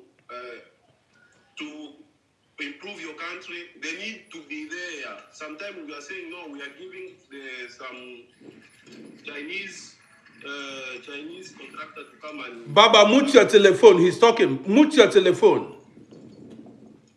They are not give us money to come and build, for you to fund your own people to build. They are just give you the people. They give you money. They say, no, the money is here, but we can't allow you to touch this money. So this money you are going to wait. What? See, my brother, please. Must we depend? This is like you putting your destiny in another person's hand. I'm not putting. This is just a system, See, brother. you can't. How did the Chinese come up? How did the other race come up? Why always the black people? Can you cool down? The Chinese, they are fighting with America right now. Do you know how much money the put on the Chinese to be where they are there? Lot of money, lot of schools, it's America and Britain. It's not the Chinese only. But how come other? Excuse me, how come? Go and read the book, The History of China. They bring I can't talk a lot of things in the... Jordan, you see the billions, thank you, Jordan. The billions our leaders are embezzling is enough to build Africa. Let me hear from Baba, please. They are listening to their masters. They are listening to their masters. They have some masters, my brother. They have some masters. They are telling you what to do. Do you know? Do you see any lead of Europe with the bodyguard, with the escort? They are free. But why in Africa? This is my brother. This is an excuse. Let's hear from another person, please. Let's hear from Baba. Please, guys, I will just round off just 1 minute. So let me tell you guys now. There's an adage I also say: a problem identified is half solved. We should learn to identify our problem, then we work towards it. We should not always talk about a problem. We should also work towards achieving that particular goal we really want to achieve. So this is what I want to say. Okay, Thank you, guys. let's hear from Baba. Please, if you are not talking, mute your telephone. Okay. I greet everybody. I don't know if... Please, I'm sure people are hearing me. everybody's hearing you. Anybody that is not talking, please mute your telephone. And Baba, please don't stay where there is background noise. We are hearing you. Okay. I don't have much to say, but I just want to this very topic I've really pondered over this topic for so long time and on daily basis. And after listening to you guys, what I actually noticed is we and most Africans, we are like still like doing the assignment of what the colonizers they program us to do. We are not reasoning far beyond, because this our problem is like a very deep, typical. It's a very deep. M4, mute your telephone. And very. Hello. M4, mute your telephone. Keep talking, please. Okay. I say like it's like we are doing the assignment of what the colonizers have programmed us to be doing, because this our problem is a very deep problem that it needs really deep thinking and really like something to go far beyond, way back, to see how we can sort ourselves out. Okay, for example, we keep on blaming ourselves, comparing our leaders to Western leaders and all the like, and then to a certain extent, some of us Africans, we condemn ourselves and think like, are we cursed, or can't we do something better, or are we not equal to other races, white or Chinese or all that? But I think we can do better than the white. We are same like them, but we have not yet had leadership in Africa. President Tinubu of Nigeria is not a leader. That of Cameroon is not a leader. That of so many, Senegal, Ghana, those are not our leaders. Those are puppets that we have been manipulated, and then they put in place, they are acting the acts of the colonizers. And that is why there's this greed, this corruption, and all this that's killing us down. Those are not our leaders. The only leaders now that I see in Africa is just these three of Burkina Faso, Mali, and Niger, that they have gained, I can say, the rightful independence. And that's why you see the conceptual West, they are totally against them. Good. Let's hear from Prettiness. I appreciate you. Now, before Prettiness, before you start speaking, do you want to tell me if the whole Africa should stand united and say no, what are the Europeans or the West going to do? You see, if the whole African leaders come together as one, say, this is what we want for our continent, nobody can stop them. What is troubling Africa is greed. Prettiness, let's hear from you. Hi, Uncle. Hi. Oh. Hello? Yeah, we are listening to you. You know I love this topic. You know I love it. Okay, let's get started. I remember Bao said something about we shouldn't compare our leaders to Western leaders. You know, our leaders are different. Why shouldn't we? We love Western. No, I'm saying the West, they have leaders. We don't have. Those people are. Right. Okay. I thought you were saying that we we shouldn't compare that Africa is different. No. No. We don't yet have. Right. Exactly. No, you're right. You were saying it's right. We don't have any leaders. And you said, oh, it's because of the colonizers now that the greed came. No, the greed was there. No. Please wait. The colonizers are playing a very big game behind. That's what most Africans have to reason. Okay, I'll ask you one question. What is the use of the United Nations and their military and their army? And do you know what the United Nations comprise of? Bao, let's wait. No, answer me the question. Do you know what makes up the United Nations? I guess it's a union of all the countries in the world, the leaders coming together. Yeah, okay, can you believe that? Wait. No, this is something, this is deep thinking. Can you believe that in Congo, like what is happening now, there's the United Nations forces there. They have been there for quite a long time. There's African Union forces there. There is South African forces now. There is even the Congo military. But can you believe that a small M23 rebel from Rwanda is supporting them, is defeating them? That is deep thinking. That is the game the colonizers are playing behind, and it applies to many African countries. What is keeping us now that we cannot overthrow our leadership and gain our right to independence? We are scared, and our leaders are scaring us. And who is backing this? Who is backing these leaders? Who are the ones backing this leader? With military? That was my point. If you let me finish, you never let me finish. Okay, allow her to finish, please. Okay. My point is this. colonizers or wherever you call them are not God. Can you pause your mic, please? I can't hear myself. Okay. Please, yeah, good now. We can hear you. Keep talking. Right, like I'm saying, colonizers or whatever you call them, United Nations, all these people, organizations, they're not God. If you wanted to take your country back, you could. We have the numbers, we have the power, we have the strength, we have the resources. It's because you guys don't want it bad enough. You guys like, I don't know what it is. Thank you, prettiness. Thank you, prettiness. Positive thinking. Keep talking. Thank you. I remember what someone said that a lot of the issue with a lot of Nigerians is that they're waiting for their own chance to oppress. A lot of people are just only as humble or as quote unquote kind as their situation or their poverty is allowing them to be. Put some money in their hands and you will see that person who's being humble, bowing their heads, rubbing their hands together, pretending to be kind, switch to be your worst enemy. The problem is this deep greed and hatred in the hearts of Africans, and every other person in the world sees it. You say they're against you, they're fighting against you, they're doing this, they're doing that. No, they're taking advantage of the greed and the hatred that they have seen in Black people and Africans.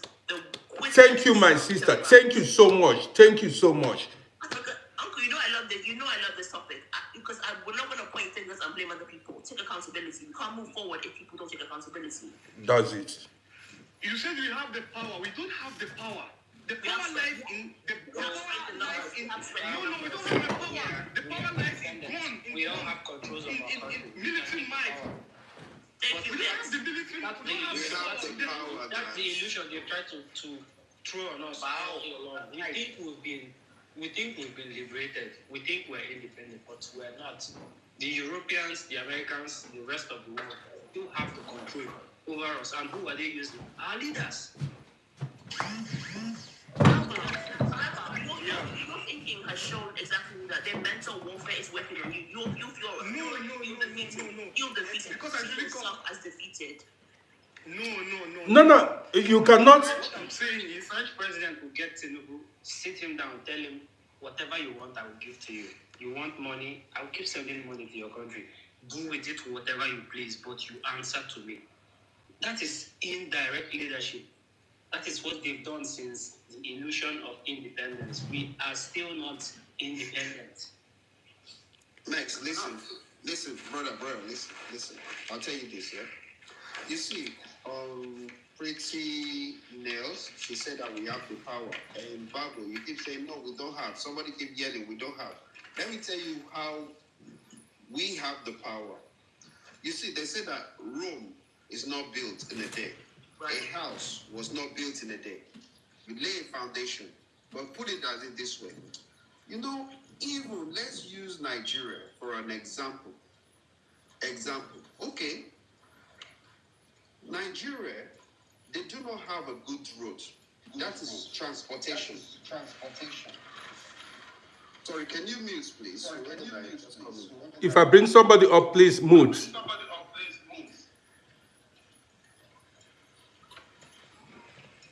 Okay, I'll carry on. Mr. Banks, please mute. I don't like hearing myself.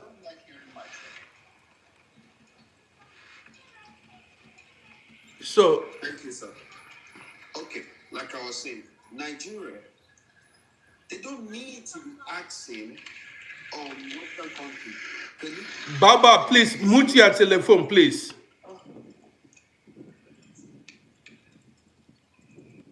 Thank you. Okay, thank you very much. Guys, I'm so sorry. I feel irritated when I'm hearing noise. I really don't like it. I can't concentrate with my train of thoughts. Now, what I'm saying is this. When it comes to roads, do you need to come and meet the Western country and say, oh, you know what? We need the tiles. We need all this to build our own road. Start from street to street. Yeah? Start from Elite S, thank you so much. Elite S, thank you. Keep talking. Start from state to state, yeah? Let's still leave the big things, yeah? They say that Rome was not built in a day. Okay, let's forget that saying. Say Rome was a house. You can never build a house in a day. You build a house brick by brick. Okay, we do our road. Our road is good from here to that place. From Lagos to Kaduna, I don't care. It's just good. We have lights on the road. So when we want to travel in the nighttime, we're not even scared. Let's do that. Let's make sure we do that. That's simple. That's one thing. Deal with that one thing. If it takes you 20 years, do it. Make sure you do it and do it well. Then move to water. Come on, man. Do you Like Elite X, they act as if they need European permission to give their people water, electricity, to build hospitals, everything they attribute to European people. You understand me? It is annoying.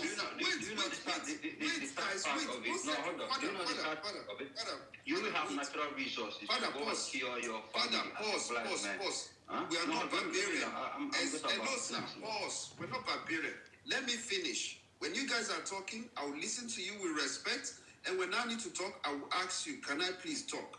I'm backing up my sister here when she said that we have the right to build our nation. And I say, can I come in? So please listen, let me finish. It won't be long. Is it, do you need to come to the UK? Oh, we want to build our road. And they need to say, yeah, let's sign it for you. No, they don't do that. They don't do that. You build all your roads. That's fine. Then when it comes to water, build the infrastructure for the water as well. Build that. Even though if you have to sell some of your resources to them, buy the thing, build it and say, my people must drink clean water. They don't need to be telling them you do not have water. Come on, man. Do you know the ocean that is very close to Nigeria? Check the world map itself. The land is so small, the water is so big. So get the water out. Make the people have good water. Then the last thing, build lights. Let them have lights. It's a very simple thing. You're talking about colonization. We don't have the power. Guys, if they do not do this small thing first, there's still so many things. Hospitals, school, everything now follows properly. But when they focus on these simple three things, things will be better with them. But then don't forget, do you know Nigerians pay like 2,000, 2,500 pounds to travel when it comes to they want to fly from United Kingdom to their own country? When you want to go to United States, you pay like 400, 450 pounds. Go and check it now. Yes, this is another topic for another day. Elite S, I've spoken about it. It's going to be, another topic for another day. You understand me? You're absolutely right. Now, so how about infrastructures? Like you rightly said, if you want to build infrastructures for your own people, do you need the Western permission to do that? What are you people talking? How about hospitals and the rest of them? Uncle, that's exactly what I was saying about that mental slavery. Saying, oh, it's the colonizers, crying like toddlers. They don't control your hands, they don't control your head, they don't control your head. No, this sister, the problem I said is we can do it. So let's listen to Bambuk. Let's listen to Bambuk. Bambuk, please. Let's mute your telephone. Let's listen to Bambuk and then. Hello? Okay. Yes, we are listening to you now. Uncle Rudy, I'm so honored to be on your program. So the thing is, I'm from Liberia, but I've been in America for over 30 years. But this is it. Everybody is focusing on the politicians, which is rightfully so. It's rightfully so. But before I make my point, allow me to quote the Bible. We wrestle not with flesh and blood, but the principalities of witchcraft. Politicians are flesh and blood. Okay? And the problem here is the spiritual structure of Africa, which puts mean spirit over good. That's the spiritual structure. Now, a lot of politicians, before they take office, not all of them, some of them, they go through all kinds of stuff. Okay. To get the power. Okay? Now, that's the spiritual structure. And now, when they get that, I'm sure they got some politicians that drink holy water and pray before they get the power for protection or whatever. I'm sure they got some of them like that. But everybody knows how Africa gets down. Okay? Now, when you expect those people to do good, No. This is another angle. This is right. Keep talking. But listen. Because in Africa, especially where I'm from, I'm sure every West Africans, we glorify, we dance for devils and stuff, and we call it tradition. And what is the devil? The devil is somebody that brings destruction, somebody that doesn't care. But when you go Europe, They celebrate saints, especially if you're Catholic. They celebrate Saint Kevin, Saint this. And what is a saint? A saint is somebody that brings peace, nurturing, caring. And then we wonder why we hate ourselves. We over there dancing for devils and stuff, celebrating evil, and wonder why we hate ourselves, and we call it culture. That's just the spiritual structure of Africa. So all of this stuff, we politicians are flesh and blood, but we not wrestling with flesh and blood, but the principalities of witchcraft, the spiritual structure of Africa, which put evil spirit and stuff over good. That's just how I see it, and that's why we hate ourselves, because we celebrating devils and we call it tradition and stuff. But you know, that's just how we do, and we wonder why we hate ourselves. But the Europeans don't. If you go there, all you see is saints. All you see is they glorifying, you know, good behaviors. So that's why, to me, the spiritual structure of West Africa, that's why we hate ourselves, because of what we're doing. So now you are saying, the bank book, from what you've just said, he says most African leaders, these rulers we have in Africa, somebody should mute his telephone because I'm hearing my voice. See, now, he's saying most of these leaders, they obtain power through evil means. That's what he's saying. Right. Some of them, not all of them, some of them. Okay. Majority of them. Okay? So how do we expect them to do good, you know, after with a blood on their hands or whatever they're doing? Yeah. I'm not saying all of them. But how do we expect them to do good? So they are not, I mean, they're flesh and blood. We are focusing on the flesh and blood. The politicians are the flesh and blood. But the principalities of witchcraft is what we're dealing with. How we structure ourselves. The spiritual structure. We celebrate all kinds of wicked devils and stuff. We dance it. We call it culture. We laugh. You know? But in Europe, they don't do that. So we wonder, and the devil is trying to destroy, promote jealousy, envy, and all of that stuff. We just envy ourselves and hate ourselves. I got your point. Because of what we celebrate. Good. So let's hear from Christ King. Bank book, please mute your phone. Let's hear from Christ King. Thank you. Christ King, let's hear from you.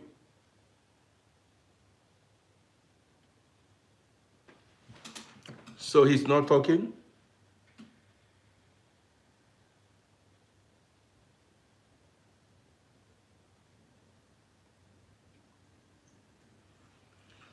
The next? Yes. What they are saying is true, my brother. That's what I was saying. They are listening to the masters. The money, before you remove, you can sell your minerals to the world market. You put the money on the World Bank. But that money is your money for your country. But you can't remove it and do whatever you want to do. They are going to ask you, what do you want to do? Oh no, I need to build some road. No, just wait. We have some ABCD. Blah, blah, blah. My brother from Congo, you have a very defeatist mindset. You believe without the Europeans, there is nothing African people can do. And that is not right. I'm telling you the truth. I'm not saying that. I'm saying the system, like my brother bank book says, it's truth. They have put our leaders in captivity. They are not themselves that they can do whatever you want to say. They can't. They are like a prisoners. So they can't do anything, my brother, to tell you the truth. Let's people of Africa wake up and we do our stuff and our things. This is what we are going to do now, and we are not. I don't want this defeatist mindset. The mindset of, you see, this is not how winners think. People who want to win, people who want to conquer, people who want to take control of their destiny, believing that, please mute your telephone, believing that if you need permission from Europeans to be who you want to be in life. Without Europeans, you cannot move African continent forward. That's absurd. That's not right. Bro, there's no other group people who think like that except an African. People don't understand it, bro. You see? Don't have any race today on earth who think like that except black men. That's why we ain't going nowhere. You see There's nothing on earth. There's nothing important today on earth today that black people control, man. Nothing. We are still here and saying that we need permit for who, bro? You see what? You are an African, so you should embrace that. You should have that kind of mindset that, okay, wait, this is where I'm from, this is my people, and I'm got to start to do everything for my people. Because if you don't do that for your woman, for your mother, and for your children, for your parents, you should know a Chinese man is doing the same thing, an Indian man is doing the same thing, a European man is doing the same thing, a Latino man is doing the same. So what stop you, bro? Please, I think it's about how we naive, like we don't want to be taking accountability, to stand to say, hey, no, it's enough, it's enough. Correct. Please, let me just say something before I go. Just my conclusion.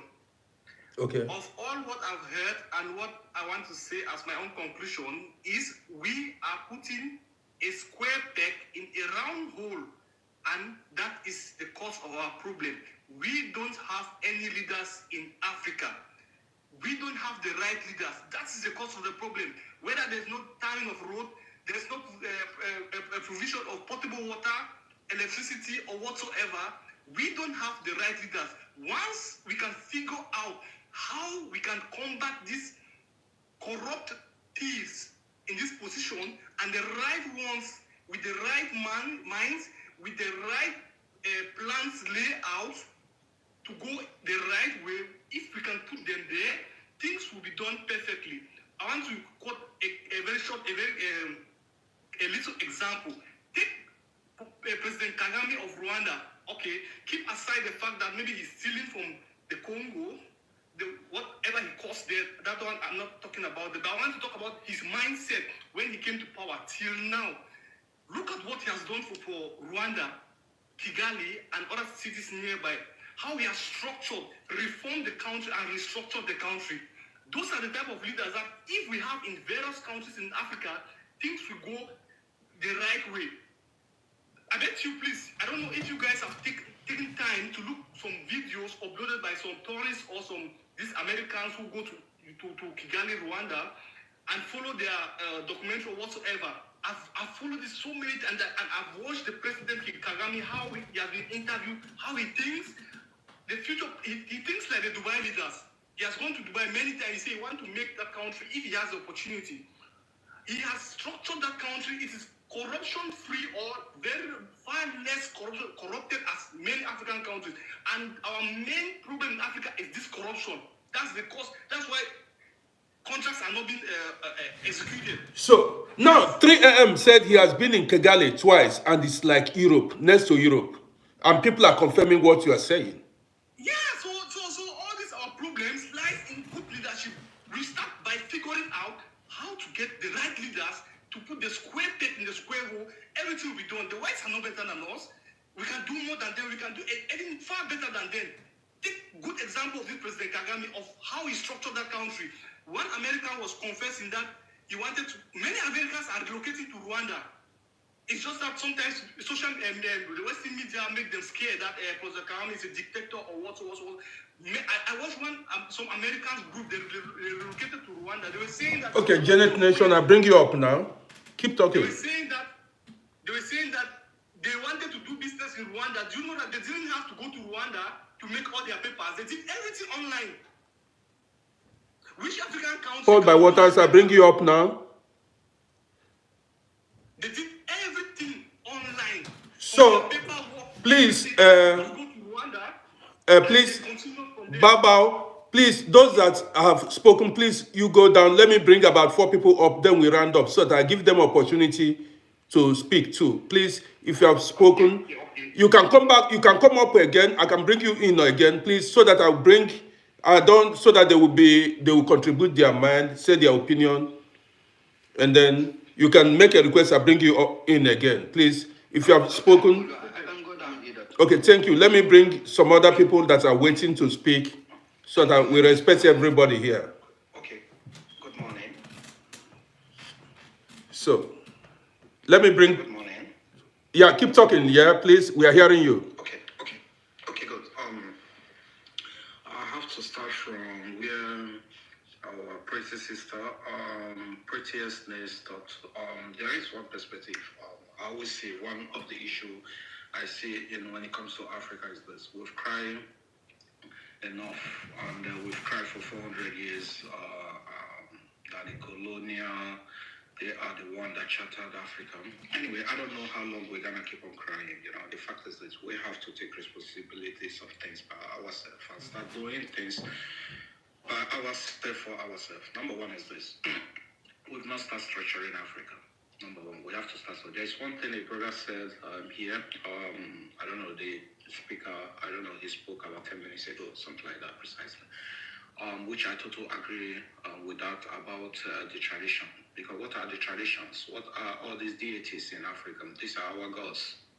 And we didn't structure our God. Number one, to start with, we have to structure our gods. Because the way our system is shattered is the way our gods are shattered as well. Because when you go from one point to the other points, or between 2, 3, 5 communities, you see different communities, you see different gods. How are you gonna do this? How are you gonna do this? How are you gonna do this? Number one is this: to structure. Bamboo, please mute your telephone.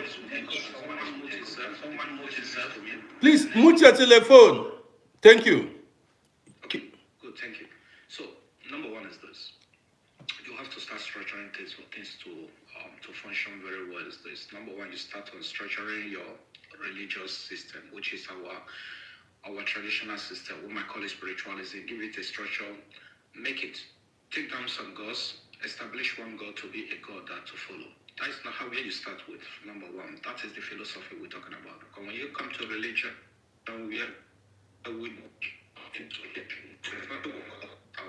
when it comes to religion, God is one, but you have many ways of committing to that very God we're talking about.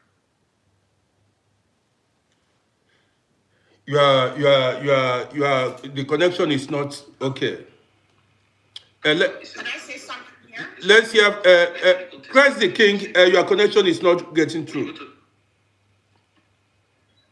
Christ the King, we are not hearing you very well. Your line is not okay. You can drop now. Let's hear from Jenny Nation, please.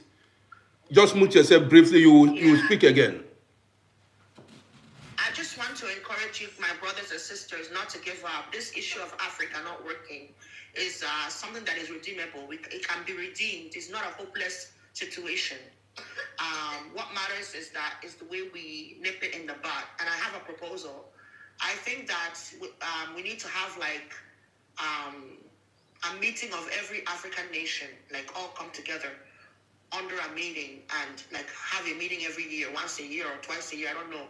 Have something put together, some kind of understanding between all the African countries. And in every country we have in Africa, there must be a task force that is responsible for ensuring that the president lives up to the promises that he gave to the people before he took power. Okay? Jenny Nation, thank you for this. Watching for certain criteria and making sure that those criteria are met. It has to be very, very well structured and well detailed and well organized. So that if that president is not doing well, if they are looting, if they are stealing our money, if they are being irresponsible, we get them. We take action immediately. The military steps in and dethrones that president. Okay, they will look for a way to bring in a new person that will live up to the expectations that we have. So every nation will have that in their constitution, that there's a task force that is going to be responsible for making sure that these leaders, these elected presidents, live up to their promises for the people. A lot of things will change, and everything will be well thought of, well thought out, well drafted. We'll sit together. It won't be one person deciding all these things. We'll do it in a group. We'll even vote on who agrees on which criteria we should be looking for. And all those things. Every African nation, before you know it, things will change. All the nonsense that we've been dealing with for centuries, and it will all be, you will see Africa changing for the better. You'll see countries with more infrastructure. You'll see changes in technology. Jenny Nation. You'll see changes in Somebody saying, every aspect of life. Jenny Nation, somebody saying that they will bribe them. And this is the truth. In fact, whenever something, you see these people that are in power, when they see good plans of the masses, you see them penetrate by bribing the heads, you know, the pioneers, the people that came up with these plans. They like. Don't worry, not to worry. There will be a strong something against bribing as well. Consequences, so that anybody who even dares to think of bribing will face that consequence. Possible charges of treason, when they will never come out of jail for the rest of their life. So before they even think about that bribing, they will weigh the consequence very well. They will not even think about it. It will not even be an option on the table. Because the consequence for that, once we have the evidence that you collected bribe, you're gone. I mean, you'll be in prison for the rest of your life. So we have to have very serious consequences for anybody who goes against what we are doing, what we are trying to do. You understand? So before you even... The reason why the people that are getting away with corruption is because of lack of accountability. And that same bribing, there's a lack of enforcement on all those things. So, but once we come out with our agenda and we put it down, we table it down, we let you know that there's zero tolerance for bribing. This is what will happen to you once you collect bribe, or once you go against what we came here for, you're gone. They will think twice, believe me. They will think twice. Good. Let's hear from Paul by Waters, please. The reason why Africa is where it is because we haven't taken any serious stance against these things. But once it becomes legislation, once it becomes it becomes well known that this is what we're going to do, and that we're not backing down, and this is how tough it's going to be. Nobody will mess with it again. Nobody will dare try to mess with what we're trying to do, how we're trying to reorganize it. Nobody will try to even dare. They'll be afraid. Janie, I really like the way you're thinking, but I think you're thinking very, very far ahead. I feel like we need to go back down to the basic, to the foundation and the roots. I'm glad Bangkok brought what he brought, which is the spiritual side of it, but which also ties into my point. When you look at the spiritual side of it, it even proves what I've been saying the whole time. The issue is the roots in African people's heart, the hatred, the self-hatred. They would rather kill themselves, kill their brother. That spirit of Cain and Abel, they would rather kill themselves and their brother than for the greater good, because of their selfishness and because of their greed. Even down to what Bangkok was saying, the witchcraft. Or whatever you guys want to call it, traditional witchcraft, whatever you call it. What do Africans even use the witchcraft to do? To go and fight their uncle, their mother, their sister, their brother, their sister-in-law? Africans aren't the only ones doing witchcraft. Every other person in the world is doing it. But the difference is, and Africa's not the only ones that have been colonized. So I hate this colonized word. Africa is not the only ones that have been colonized. We are not the only ones. No, we are not. Let's go. Look at China. What did China do? They made themselves useful to the whole world. They became the production industry of the world. They don't even have natural resources. We have all the natural resources. We could just sell it. We're sitting on heaven on earth. We could just sell it. We could do tourism. We could be the tourist attraction of the world. Nigeria alone, let alone Ghana, let alone Zanzibar, Mozambique, all these countries. When we come back to it, the root is self-hatred. God even said it. Love your neighbor as you love yourself. Africans don't love themselves. When they say they love themselves, they love what they can do for themselves. Or yeah. But Janie, when you said, we should set up the system, put strict, I agree. But if there is no sense of dignity, pride, self-love, when you care about the greater good of the future generations more than you care about right now, the moment that leader that put that law in place dies, it's chaos again because the root hasn't been dealt with. Anybody can bribe, okay, there will be consequences for bribe. Okay, for now, but the root issue has not been dealt with. The root issue has not been dealt with. That self-hatred, that quickness to sell yourself out, that quickness to see other people better than yourself. There's no reason why, everybody's saying, we need to build infrastructure. Build infrastructure, but Africans are going to tear it back down because the roots, even when you become a Christian, what does the Bible say? What does God say to you? Renew your mind. renew your mind. The African's mind is in the mind. Because now, as we're talking, people are coming up saying, "Oh, it's over. The colonials are in charge. The masters, the this." You see, people are already defeated in the mind. Very much of our problem is self-doubt. Okay, I'll tell you this. When we propose changes and we talk about things that are gonna bring positive change, a lot of us are still stuck in that thinking of, oh, back in the day we went against each other. We collected bribe. We were not our brother's keeper. No, that's not how you. Because of your level of betrayal, there's a lot of mistrust. Yeah, that changes. A lot of things, a lot of life, if you think about it, life is spiritual, and there's something called a self-fulfilling prophecy. What you say you are is what you are. Who you say you are is what you become. Okay? If you believe yourself to be stubborn fools and will never change, that's what you'll always be from generation to generation. But if you give yourself that benefit of that yes, things have been wrong before, but with the right people coming together, with the right spirit, a revolution can change everything. There was once upon a time when there was no Christianity in Africa. We had our own religion. But Christianity came to Nigeria, Africa, and became revolutionized, and it became a part of us. Which goes to tell you that things can change with the right amount of force and dedication. Okay? So a lot of things that we want to do is depends on us and how we see ourselves. But if we keep telling ourselves we will never live up to this potential, we will never live. I'm telling you, from generation to generation, it will never change. Not your children. You are the change you want to be. You can make a change. You as an individual. Mrs. Nelson, there is something you forgot to point out. Is this number one? Is this you got to give something a structure. You might decide today not so good. You call yourself what you want to be. You call yourself what you want to be, but without giving yourself a structure, it won't gonna stand. Number one is this. I'm saying it over and over. I've said it to a lot of people. I've gone to a debate to this. I've addressed people of Africa on this very issue. The fact is this: we have not yet established our own way of life, which is philosophy. And what is religion? The other religion you see them, Islam or wherever they call them, Christianity, all these are philosophy. These are way of life. Our God, where Africa is having problem is this. I've come to a point that I understand that the gods are fighting itself in Africa.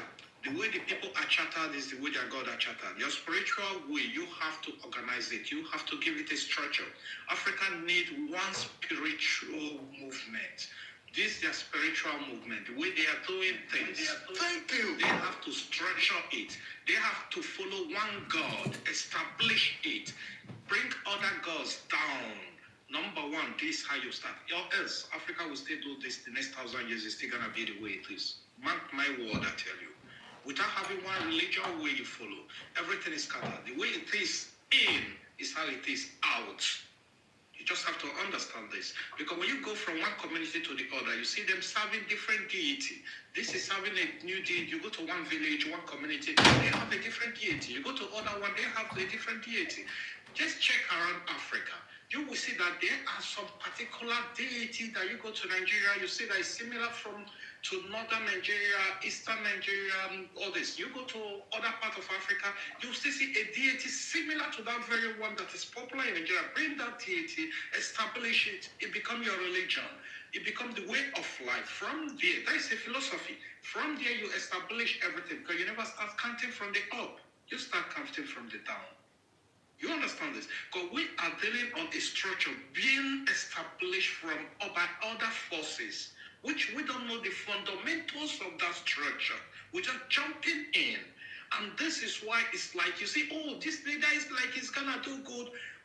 Comes to a time, everything crush.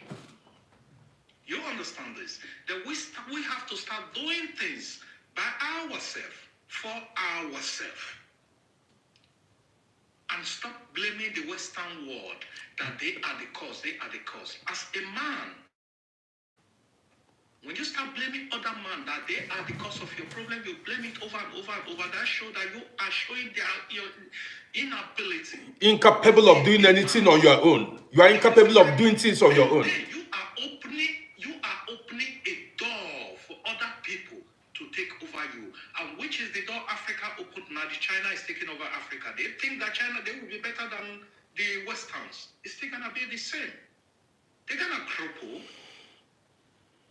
They're gonna cripple with time. They're just kind of doing them, oh, we are good. It's just you do to me, I do to you. No, with time. When the China realize these people can do things by themselves, you see that, after 30 years, 40 years, these people are unable to do things by themselves. Only the one will do for them. Then you see, they start crippling Africa. It's gonna be worse for Africa in the next 50 years. See what Donald Trump said. Their own philosophy and follow their own philosophy and start doing things by themselves for themselves. Let's hear from Paul by Waters, please. Paul by Waters, are you still here? Paul by Waters, are you still here? Let's hear from you. Good morning. Good morning. I brought you in, and people are waiting for your own opinion. Uncle, I think, respectfully, the only person that said something that I buy into is that Pretty Nails. Good. You need to stand up and do things for yourself. Stop pointing fingers. Stop pointing fingers. You can't make someone come and do something for you. Let me give you 1 or 2 examples. If I come to my dad's house and go outside and tell my friend, my dad's got money. My dad's got money. Right? If he say, oh, how much your dad got? I say, 50 million. And he said, oh, what do you want to do? I said, let's go and rob my dad. When I get caught now, I'm blaming my friend. You don't do things like this. It's my fault. The country belongs to us. Africa belongs to us. Fix it. Stop saying this. They've left. How many years ago? They've left and gone, man. Look, everyone here. Tell me who's not happy to have a European passport. I'm here with my passport and I'll be telling people, oh, the people messed me up. They fixed their country. That's why I'm here. It's for us to go and fix our one and stop complaining. It's too much. Good day, everyone. Have a nice day. Thank you. Have you heard it? And this is, I share the same opinion with him. You understand me? Stop pointing fingers. Stop blaming the Europeans. Fix Africa. Let's come together and fix Africa. That's it. Some people made a request. Let me bring 2 people in and then we call it a day.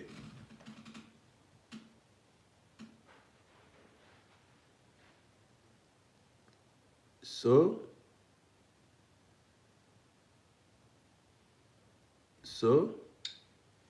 I'll bring more.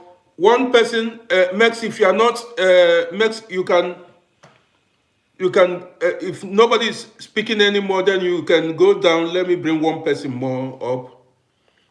Now, Joby, you can speak now. I think Joby is the name.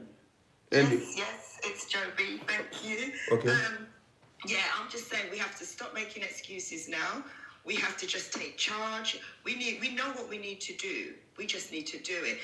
Obviously, it's not going to be easy because the colonizers and the invaders have been there for 500 years, and they obviously need Africa to keep themselves wealthy. They say it openly. To keep themselves up, they have to keep us down at all costs. So we have to have no fear. We have to just take charge because there is power in us. There is power in numbers, and there is power because if there was not power, if we did not have the power that we possess, we will be extinct by now because they have not stopped trying to unalive us in all sorts of ways with their weapons, with their drugs, with everything. But we are still here, and there is a reason for that. And we now need to say no more fear. And I love what Ibrahim is doing in the Sahel region. It took one man to say no more. I am not putting up with this oppression anymore. Why must we sit here while our people starve when we have gold and we have so much? And I'm sitting here and I'm watching and seeing our children starve.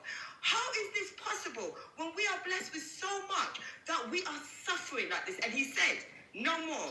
I am not bowing to no more slave master. I am not bowing to nobody. I am taking charge, and if I have to be unalived for it, I don't care. I'm standing on principle. I'm standing on what is right, what is just.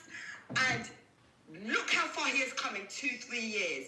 Look, by just getting rid of France, which, by the way, France never left because now it's run to Kenya and whoever else it can leech onto. And these weak leaders who give in to their threats, because they do threaten them. They threaten them. If you don't do as we say, we will come and bomb your country. We will come and starve you. We will come and oppress you. We will come and put tariffs on you and sanction you. We're going to do it. So don't be fooled that you think you're going to get away from us easily. We are going to come for you. But he said, I don't care. I am going to stand on principle. And they have tried to unalive him 20 times. But I'm so happy that his people have woken up and said, we are going to stand behind you. We have got you. They didn't do that with Gaddafi. They failed him. And the Sahel region is saying, no, we have you. We are going to support you. They even paid something like 20 million for their own people to infiltrate and get him. And they gave him that money and said, no, we're not doing it. We're not doing it anymore. You are not going to control us like this anymore. And he's absolutely right. You can't have no fear. Because this is why we've kept so suppressed for so long. Because we've been living in fear. We're like, oh no, we're so scared. We can't stand up to them. They're going to bomb us. And the selfish, greedy people who have done quite well out of their systems are throwing their own people under the bus. They're turning against their own people for their oppressors. It is crazy to me. What is it going to take for us to wake up? Our power is within. If we are united and we tell mountains to move, that mountain is going to move. This is how powerful we are, and they know it. This is why they had to drive out our systems and put theirs in place to weaken us, because they knew how strong we are. When they came, and they saw how strong we were with our families, with our foundations, with everything. They saw us and they saw how powerful we were. They said, we got to destroy them. We got to get rid of their family, break up their families, destroy them, destroy all they have, weaken them, put in our education system, lie to them, and make them bow down to us. Make them see that the only way they can be saved is if they give in to us. Their glory comes when they're gone. They know what they're doing. They're very smart. They're very strategic. God, my voice is gone. Strategic. And strategic, yeah. Doing, and we have the power, and we have to start taking charge. Because if we don't do it now, they're going to come back in full force. They're still there. They never left. They have never left. We think we're free. We're not free. And none of us are free until we're all free. None of us. So just because a few people might be living all right, we're not free. And we are only going to be the ones to free ourselves, because the world does not care about us. We are the persecuted of the world. And the reason we are the persecuted of the world is because they're jealous. We've got everything. We've got the lands. We've got the resources. We've got young people. We've got everything for our survival. Africa has everything for survival. Everything. And the world knows it. And this is why they're all there. Everybody's there. Everybody's there causing problems, destabilization, bribes, threats. They're all there. All of them. And Russia says, this is why Russia said, he knows. That's why he came out with the black Jesus. He knows that black people were the first and will be the last. He knows. And he's like, I don't want to get on their bad books. I want to be on the right side of history. So people start waking up and start doing what you need to do now. We have been given enough time now. We've been given enough time. The Most High said, I've been waiting patiently for these people. When are they going to wake up? What is wrong with them? Why can't they see what they got, or how powerful they are? What is wrong with them? They're allowing their masters to control them and keep them weak and fighting each other. Why are we fighting each other? We should not be fighting each other. We should be loving each other and coming together and doing what we need to do. We should not be fighting each other. I'm sick of it. I'm sick of people, our own people fighting each other. We are not our enemies. And we have to realize that. We are not our enemies.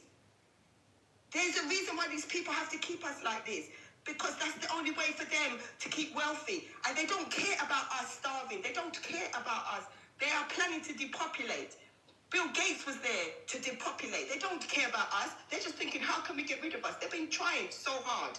So hard. It can't happen, because we were here in the beginning and we will be here in the end. But we have to now lead into our power. If we don't do it, we're going to go down with them, unfortunately to say. So we need to wake up and start standing on business. Thank you. I appreciate you. You see, now, Joby made a point. He made a valuable point now, a valid point. You know, if all the leaders of each country, all the leaders we have in Africa should stand fearlessly and said, listen, this is what we want. How many African countries are they going to fight? Are they going to stop?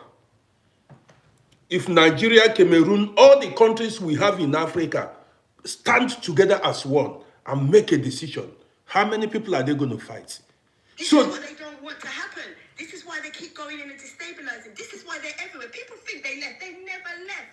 They have always been there. And they are even more than ever now. This is why there's a hell region to get out. American people, pack up your bags and leave. They didn't even use violence. They just said, right, you got such and such time, pack up your stuff and get out. If we are poor, why are you here? Get the hell out. And he's right. And he marched France out, he marched America out, he marched them all out. And he changed all his systems. He got rid of their education system because it was to keep us suppressed. It was to keep us as workers and slaves. It was not to make us empowered. It was not to give us any genuine skills to keep us going. So he said, get out. We don't need you. And he has shown we don't need your IMF. We don't need none of it. We have our own gold. Why are we borrowing? Why are we depending on the aid? Why are we looking for aid? What for? A rich continent. We have everything. Get out. If you all get out and leave us alone, we are very much fine. They will never do that because they know our greatness, they know our power, and they know what we have. We are the dumb ones. We're the stupid ones who made them get away with this for centuries, 500 years, and they're still doing it to us, and we're still not waking up.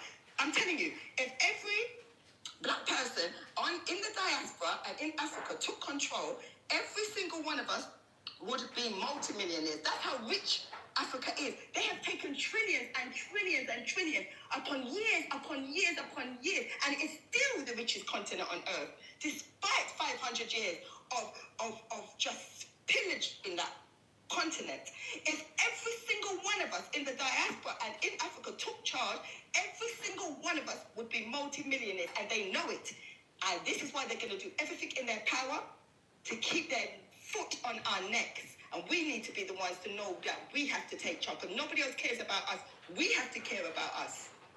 That's great. That means what we need is unity.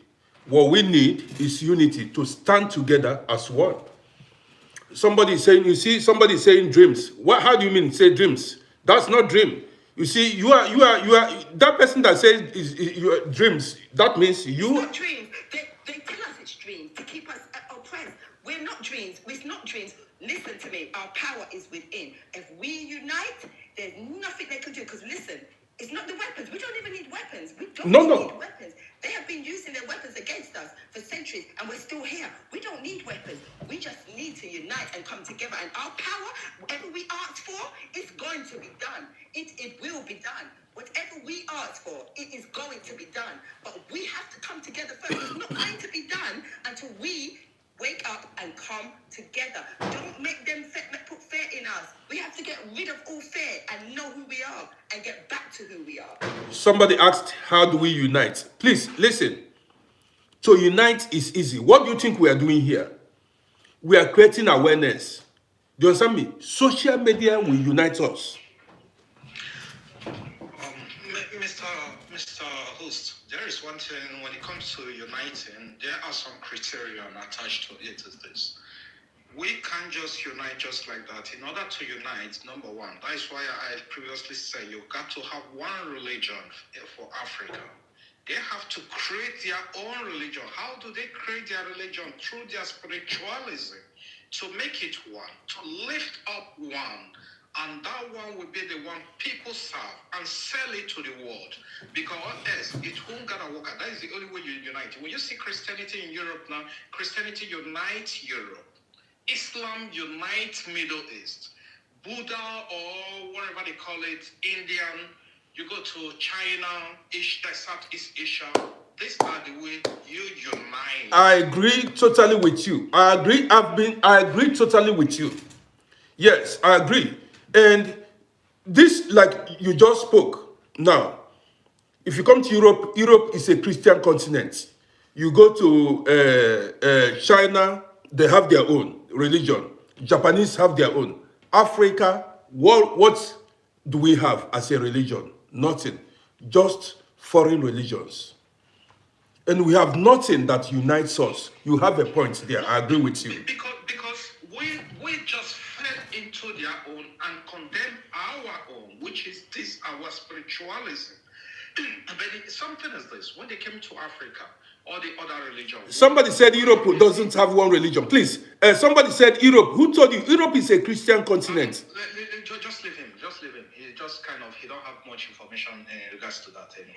So the fact is this: when we are able to condemn our own way of life and sell their religion into us, as this, they came. They were saying only deity. They didn't say one that bring all together. So number one, they say, oh, these guys are chattered. So it's very easy. We know what to do so that they will fall as prey. Anyway, they succeeded. Let's wait to counter-attack, because when you come to this religion, there are some things people don't understand. Is that this is a philosophical way of life. It's your philosophy. And your philosophy is where your power lies.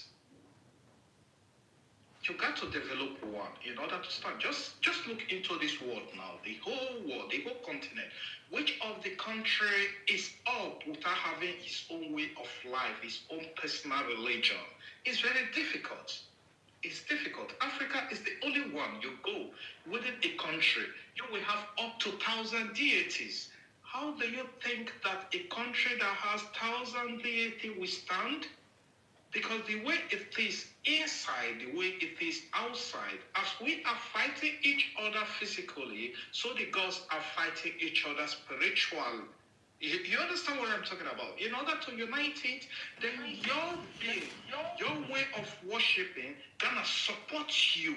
As you are doing physical, so it's supporting you in. Thank you so much. Spiritual structure. So now, does anybody still have something to say? Because I want to bring one or two person in now, and then we call it a day. Yeah, I was gonna say, I really like what you guys are saying about the spiritual structure, because if you see Europe, all their laws are based on the Bible. Now let's go back to the Bible, what Joby says. She said, talks about unity and fearlessness. Those are spiritual principles in the Bible. What did the Lord Jesus Christ say? He said, a house divided against itself shall not stand. That is law, spiritual law. Even when it goes down to the Tower of Babel. Tower of Babel, they did what? They were so united, spoke one language, had one goal, one aim, and they were building a tower that was reaching to heaven before technology, before all this. That should show you the strength. And God had to divide their language, because God said, when people are united, they can do anything. That's what Joe D was saying, which is absolutely right.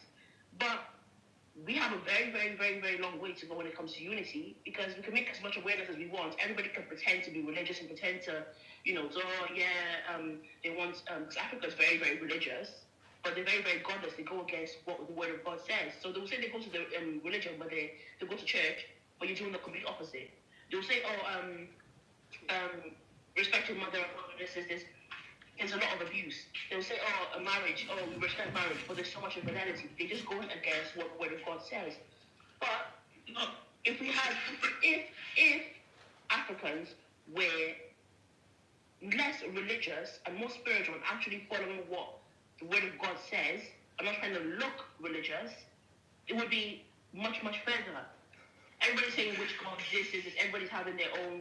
And no, look, even when it comes to the elections, I knew Nigeria will have a very long, a certain African country had a very long way to go when they chose to put a corpse, a walking dead man, a zombie, as president over Peter Obi, who was literally fit, ready to go, intelligent, you can understand what he's saying, he's active.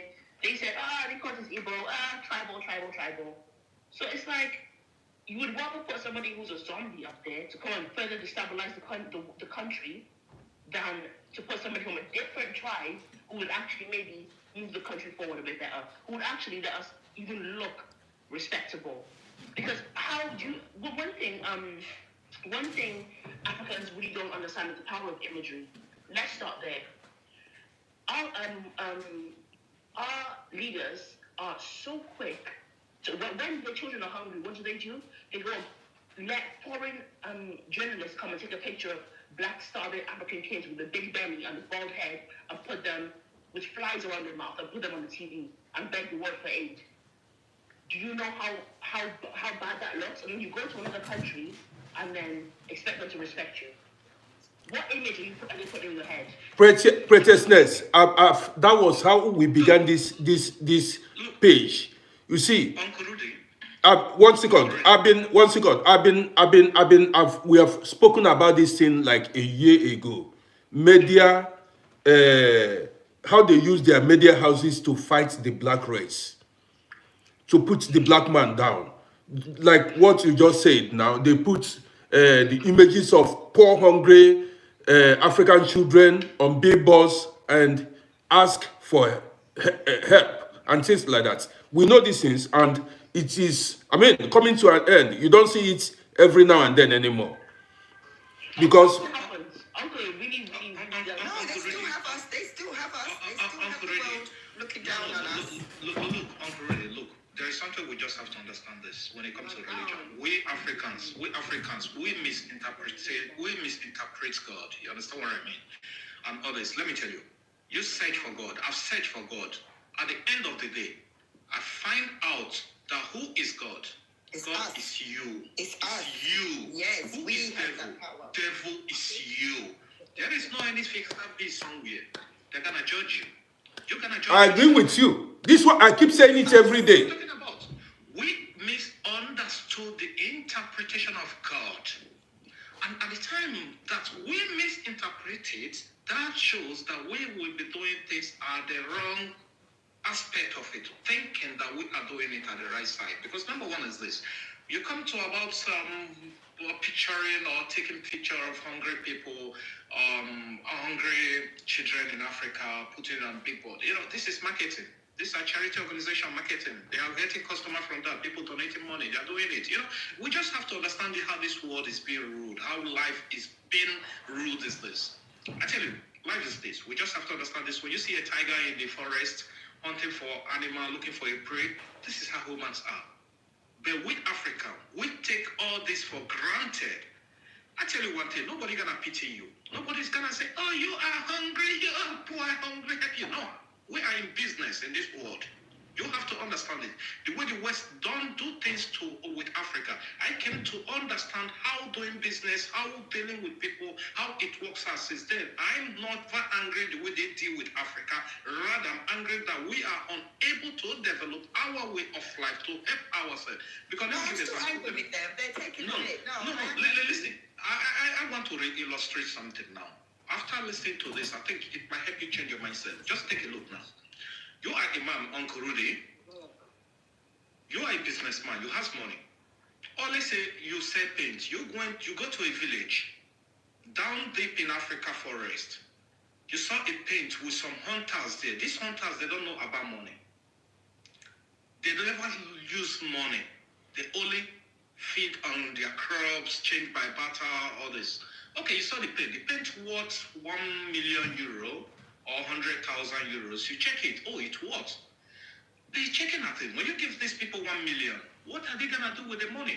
It has no value. The money has no value to them. Then you come to the city, you buy a gun, 5,000 euros. You go down there, give them 5,000 euros, take the painting of 1 million euro.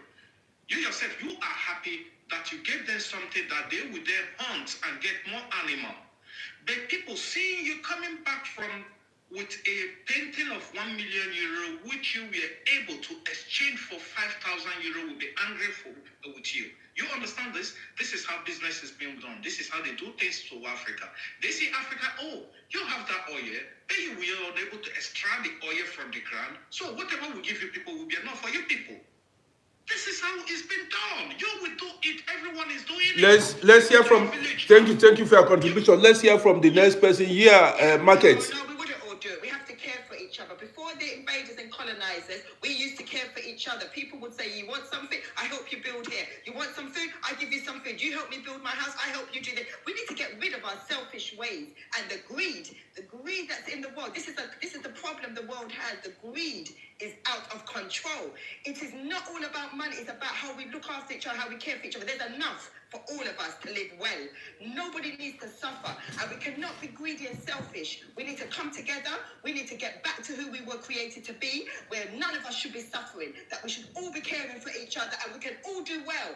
We don't have to be greedy and selfish and become all about just me, me, me. No, we were not like that. We're not like that. We're not supposed to be like that. We were not created to live like that. We can look after each other and still all live well. And this is what we need to get rid of, this greedy, selfish mentality that is all about me. No, I can't agree with that at all. Because there's enough for all of us that we can all live well and we can take care of each other and we don't need to be fighting each other. There's no need for it. We don't have to make enemies of each other and say, oh, look at me because I got this, I'm better than you. No, it's not how the world was meant to be. This is not who we are. We need to know who we are. If we don't realize who we are and get back to who we are going to go down with the others. So we are being warned. We're being sent signs and more signs. If we choose to ignore them, that's on us. We can't cry and we can't moan because there will be plenty of weeping and mourning, and we can't cry when we're the ones who enabled this to happen. So I need to go now, but I just needed to say that, and I wish you all well. I still am praying for us all to come together. That is the only way.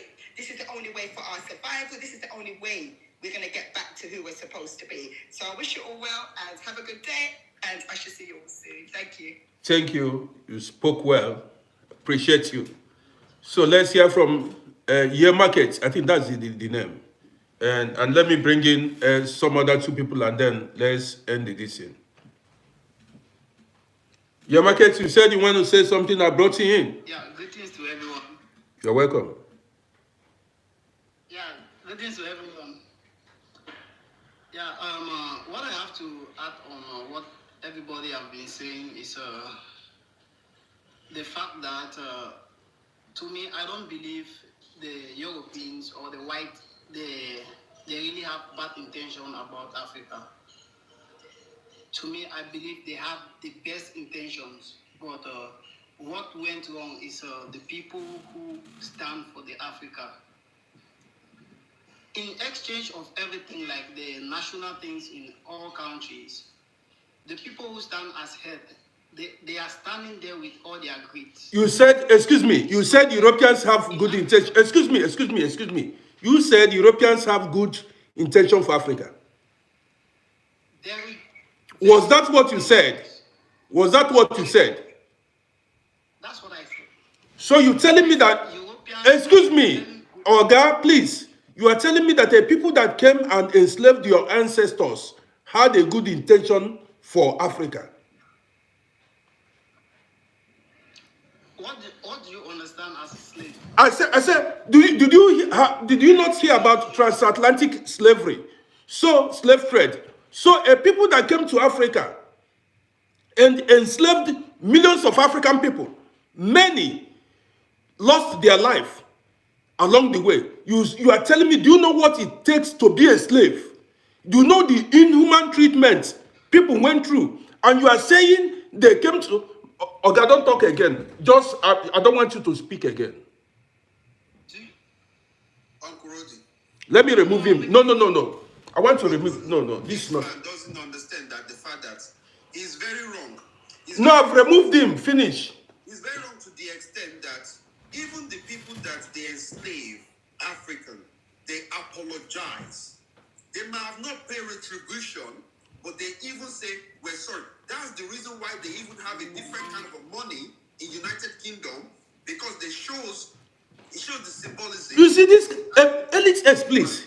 This is the kind of people we have as saboteurs in Africa. You see, he said the colonizers and the slave merchants, they have good intention for Africa. This is what this guy came to say.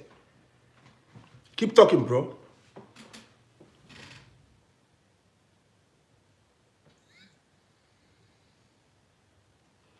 So, Elite S, please continue. Okay. Okay, now the next person can okay, who else wants to say something? I want to go out. Let me just pass my announcement and go out. I want to give the information, please, on Kurodi. Okay. I'm begging. Okay.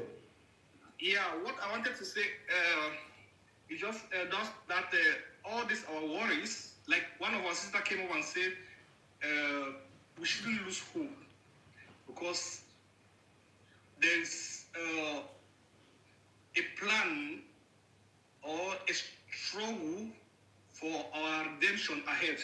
So I want to announce that if anybody does not know, especially our sister Pretty, yes, you say you are very interested in this African affairs and how we are going about it.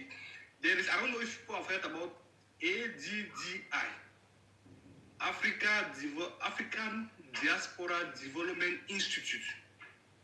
It is headed by the Right Honorable Arikana Chihombere Chua. Maybe I don't pronounce the last name. I think that name is famous. Many people must have heard about it. And she's based in the US. She was the former African Union ambassador to the United States. She's a very powerful woman from Zimbabwe, and she's channeling this cause, a very powerful cause. They have a meeting today on Zoom. That's it. I think they have it every once in a month or something like that. They have a very big website.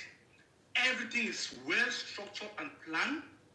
And I think if you remember, that's one of the reasons they sacked her from this ambassadorship that she was channeling, because she challenged the power holders in the United States and the African Union, the greedy leaders. She is a Pan-Africanist. She's a lioness, a very powerful woman. So she has created this platform. Americans have supported it, our African diaspora, American sisters and brothers, the Jamaicans, those who have, everybody that have from Jamaican, the whole of the Caribbean, they are there. It's a very powerful platform. The website is there. If someone can write it down, you go and go search it. People say you should write the website down for them to know, if you have time to do that. I have the link in my email, though I cannot share it, but I just write this ADDI. If you go on Google and you, yeah, that's it, I write it. If you go and Google search it, ADDI, I will write African Diaspora Development Institute. It will come out, you click on the link and you can register on their website and get their Zoom registration, everything. They have a meeting today, 5 p.m. Europe time, 11 a.m. American time. The topic of today is route to Burkina Faso. They have gone to Burkina Faso with their executive like 2 times, and they are currently in discussion, communication with President Traoré. And President Traoré has given them a base for them to build, because they want to build institutes all over Africa. They are started in Zimbabwe. They want to build in Burkina Faso. And there they have confidence, trust, because now they are very happy. They have somewhere which is purely independent in Africa who can protect them.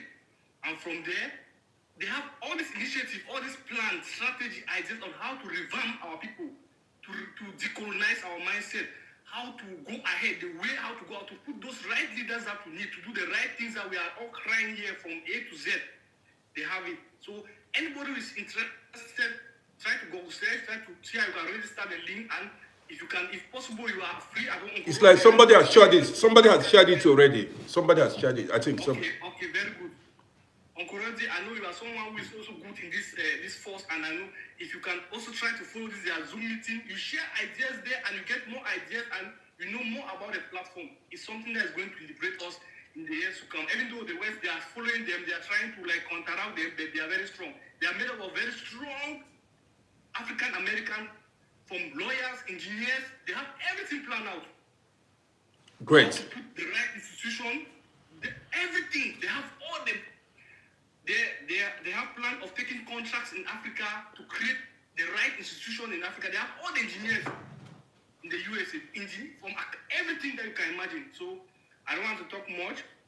Anyone who is interested, try to be following up with them. They have meetings always, and you can share your point there. And because they need more people, they need more Africa. From there, this unity that we want to plan, how we can be making meetings, how we can plan to, from the diaspora, we can develop and we can give our ideas, and we can start from there. So without wasting too much time, that's what I wanted to really pass out.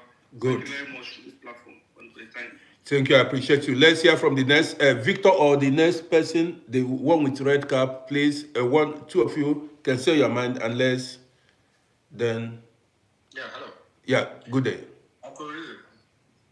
Brigade, how are you? I'm listening to you. Everybody's listening to you. All right. So thanks for the privilege to speak up. I really wanted to address the lady, Joe, the lady that was gone. Joe B. Yeah, you know, what she was actually saying was more of a theoretical statement. You know, it's something that we just can easily pass for a dissertation. But that's not a fact of, her position is not a fact of life. It's not factual at all. I align more with the position taken by, I think that was Chris King. Mm-hmm.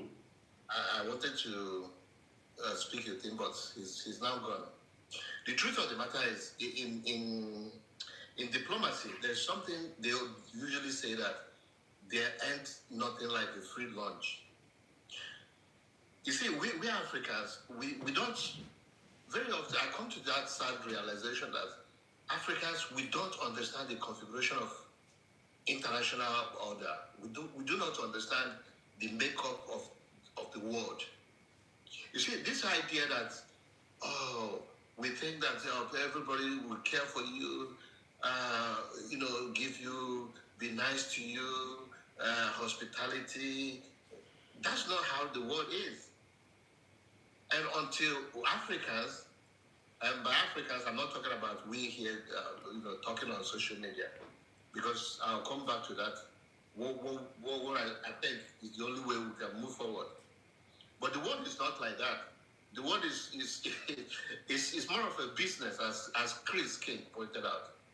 The world is just, unless you start seeing the most successful people, the most successful countries in the world are those who come to the sad realization that life is a business. And until you begin to see life from that business prison, you will continue to lament and suffer. Early this week, I had a meeting with some of my friends, and I keep telling them, look, one of the worst positions to be in life is when you are in a position to seek for justice. You know, they tend to tell us, justice. Justice is a bad thing if you are at the receiving end. For you to be seeking for justice, that means you have already been defeated. You understand? So the best thing for you is to put yourself to a place where somebody will be demanding justice from you. You understand? So correct. I agree with you. So this is the problem we Africans have. We think, you people like that. That's a brother that came up now. You just shut him out. I think I know really, we talked for a long time, and I know you should also be calm to tolerate dissenting opinion. We don't have to agree. You understand? And even if somebody comes here and says something very unacceptable, maybe you just try to be polite with that person, because maybe you're the only chance that he might have to learn something. He's talking out of, based on what he thinks he knows. He doesn't know much. Yes, but this platform, a lot of people are listening, a lot of people watches my program.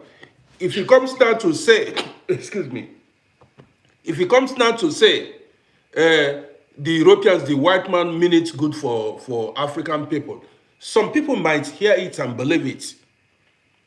That's why we're here to. You understand me? So some people might, this is people believe what they hear. Maybe they might think the man was right. What I'm saying is that if people can listen to what you are saying, which is right, and believe you, you understand? I mean, people have a sense of judgment. Yeah, you're right. The guy, maybe you are the only chance he has in his life to make sense of, to reverse his position, thinking that somebody who came to enslave you have your best interest at heart. I mean, that's ridiculous. That's laughable. But it shows also the level of his exposure. I don't know that guy, so let's leave that. So the truth is that a lot of Africans believe that. They really believe that a white person is here to help us. If in Africa, trust me, millions of homes, you will go to Africa and you see a picture of a white man, they say is Jesus, is God, is their God. This is what I've been saying here. Maybe I don't know when you started following this page. We have been trying to enlighten the people of Africa that belief should be discarded. believing that European men, all these religion men, that is where do we start? But we keep pushing. Let's not even talk about religion. I call religions or all religions man-made evil. They are just invented to divide. Religions are evil. It doesn't really matter which one. So to control the people. But that's not even let's not even go there. What I'm trying to make us understand that until we Africans begin to, change our mindset and begin to see that there's only two types of people in this life. We have the hammers and the nails, and you can just be one of them. You are either a hammer or you are a nail. A hammer is the one that is knocking. The nail is the one that is receiving. Finish. No. So if you understand this life like this, then you have a chance to really make better sense of how the international is configured and how to go on bettering your own life. Let me give you an instance. Look at Donald Trump. Here comes a man who is talking of annexing Greenland. He's talking of even taking Gaza. He's talking of taking. This is how life is. It's survival of the fittest. You understand? And this is what, when they came to Africa, a lot of people think that, these people are just evil. They just came to Africa to enslave Africans. No. Slavery did not start from Africa. They started enslaving themselves. It was during the Enlightenment philosophy when the Treaty of Versailles, when they made that treaty that they should, the feudal era should end. That's when they started looking outward. In other words, slavery was outsourced to other regions, but they started with themselves. You understand? During that time, even in the Bible, you see this town will go and capture the other town. That's how it is, and this is how it has always been. If you look at the basic unit of mankind, which is the family, your own family, it is the same thing, survival of the fittest. Now you see brothers are swallowing brothers. Sisters are, taking things belonging to the... So, this is the nature of man. And Africans should stop crying a river. We should stop living in this elusive mindset that, we need each other. How can you tell an Igbo man from Nigeria that he is the same thing with somebody from Zulu or somebody in Rwanda? They don't speak the same language. They don't have the same culture. Do you understand? Simply, the only thing that unites them is that both of them have the same skin color. And then you're telling them to unite. Obviously, if there's going to be unity in Africa, it will never be around religion. Because there's more, Christianity, Islam, African traditional religion, there's a lot of division around religion. The only thing that could unite Africa, and that's where I prefer my solution, I keep telling people, the only thing that can unite Africa is economy, is financial. And the founding fathers of Africa, they really understand this very much. The founding fathers during the pre-colonial era, they were divided along two groups: the Morovia group and the Ethiopia group. Julius Nyerere rightfully saw what is happening. He said that Africa should be a quasi-country.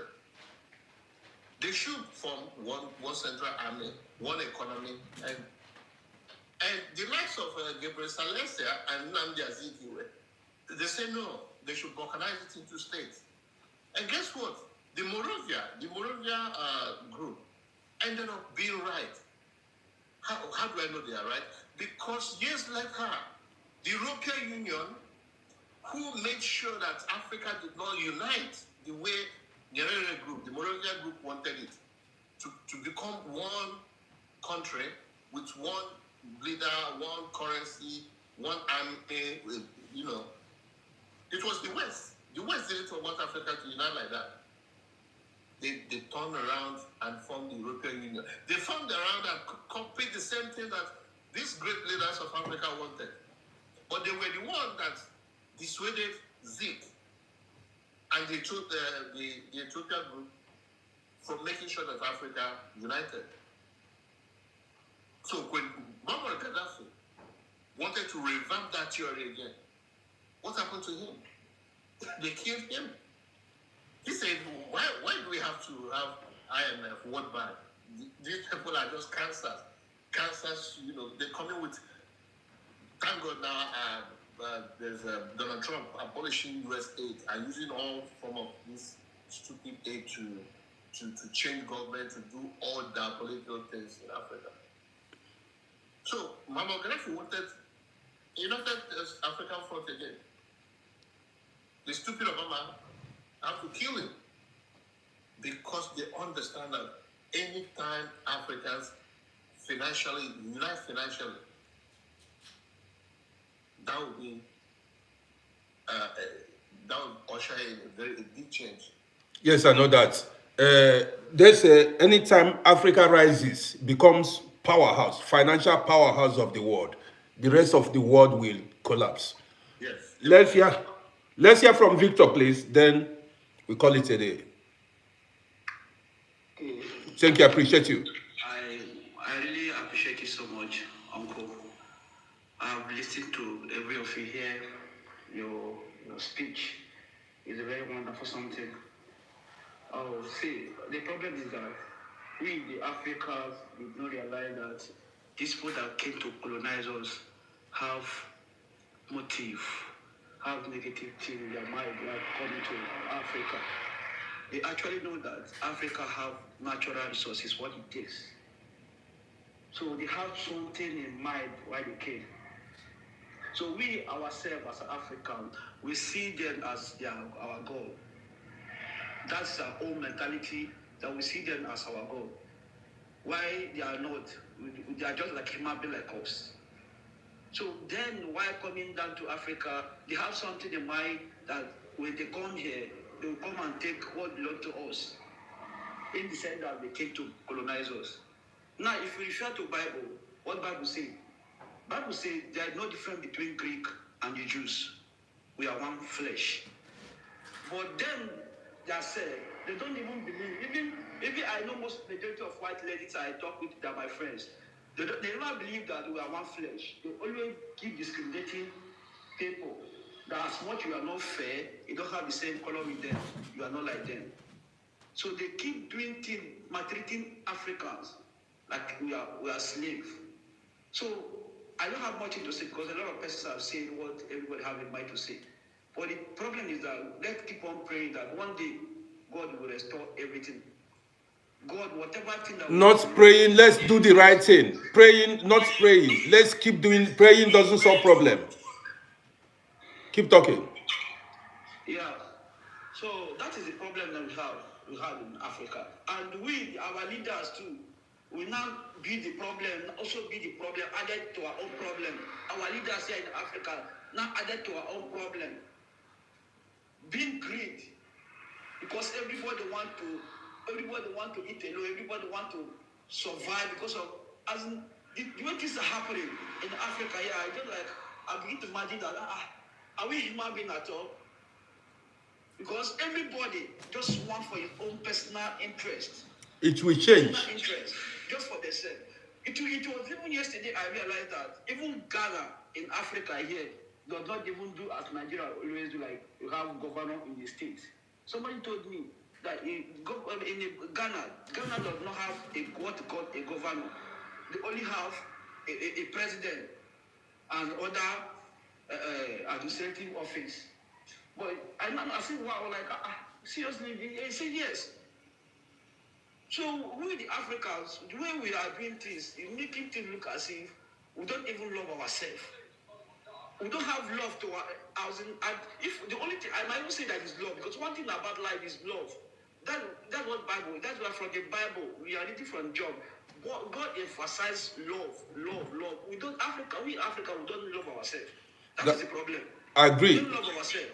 Because when we love ourselves, you see that there is nothing that we cannot do to ourselves. I agree with you. We have what it takes. God bless Africa. Even then, that came to colonize us, they know that God really bless us. Our own God blessed us more than them. So we don't love ourselves. It is right time we realize that we need to love ourselves.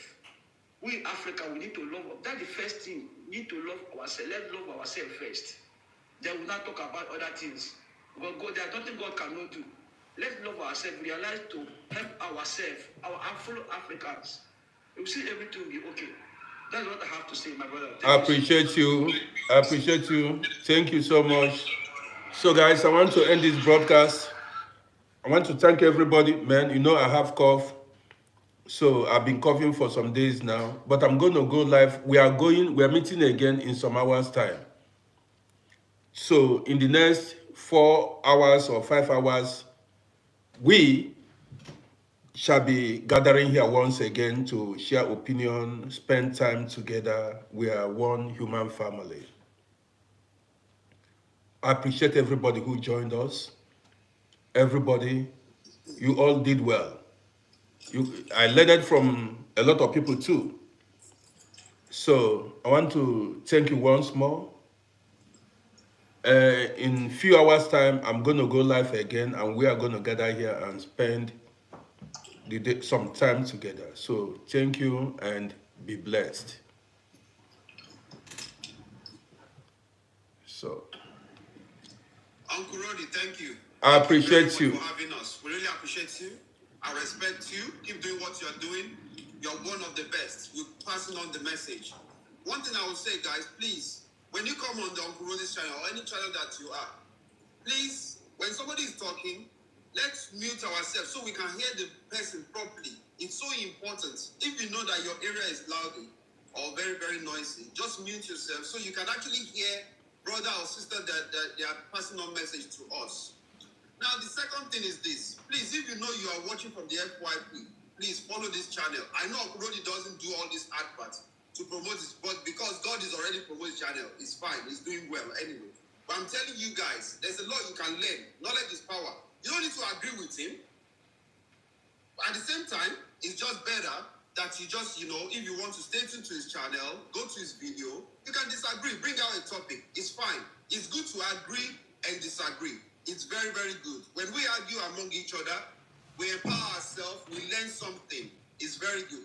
Now, the last thing I will say, Uncle Roddy, there is this rumor that is going on. One of the conservative leader in United Kingdom, she's saying that she's going to make it difficult. She would like to make it difficult for British passports to be obtained in United Kingdom. So let's say they already been doing it for 5 years before. They want to increase it to 10 years to 15 years, which is going to be another topic. Uncle Roddy, I'll send you that video, okay? Okay. And I'll speak to you later. Thank you. Thank you. I appreciate you. So, guys, I want to say, when we come together, gather here later today, we continue with our discussion. And the person that was saying that wanted to say the slave merchants did Africa good. Next time, I will not take you. I will not. Bring you down. I will allow you to say your mind, but I don't share that opinion with you. But a lot of people say that should allow you next time to have an opposing view. So next time, if you are still listening, I would allow you to say your mind. That was my own mistake. I made the mistake of, not allowing you to say your mind. So next time I wouldn't do it. I will allow you to say your mind so that we might learn, or you may learn from us. All right, thanks. Thank you to everybody. Yeah. Pamela, I see you. Thank you. Bye. Prettiness, thank you. I appreciate you. Prettiness, bye. Thank you. Elites, I see you guys. Bye. Anytime, sister, anytime. Thank you. Respect, OG. It's always a great time. Max, I appreciate you. Max, I appreciate you. Don Bonkers, I see you. Big name. Elites, I appreciate you. Thank you, guys. Yes, sir. Bye, sir. Thank you.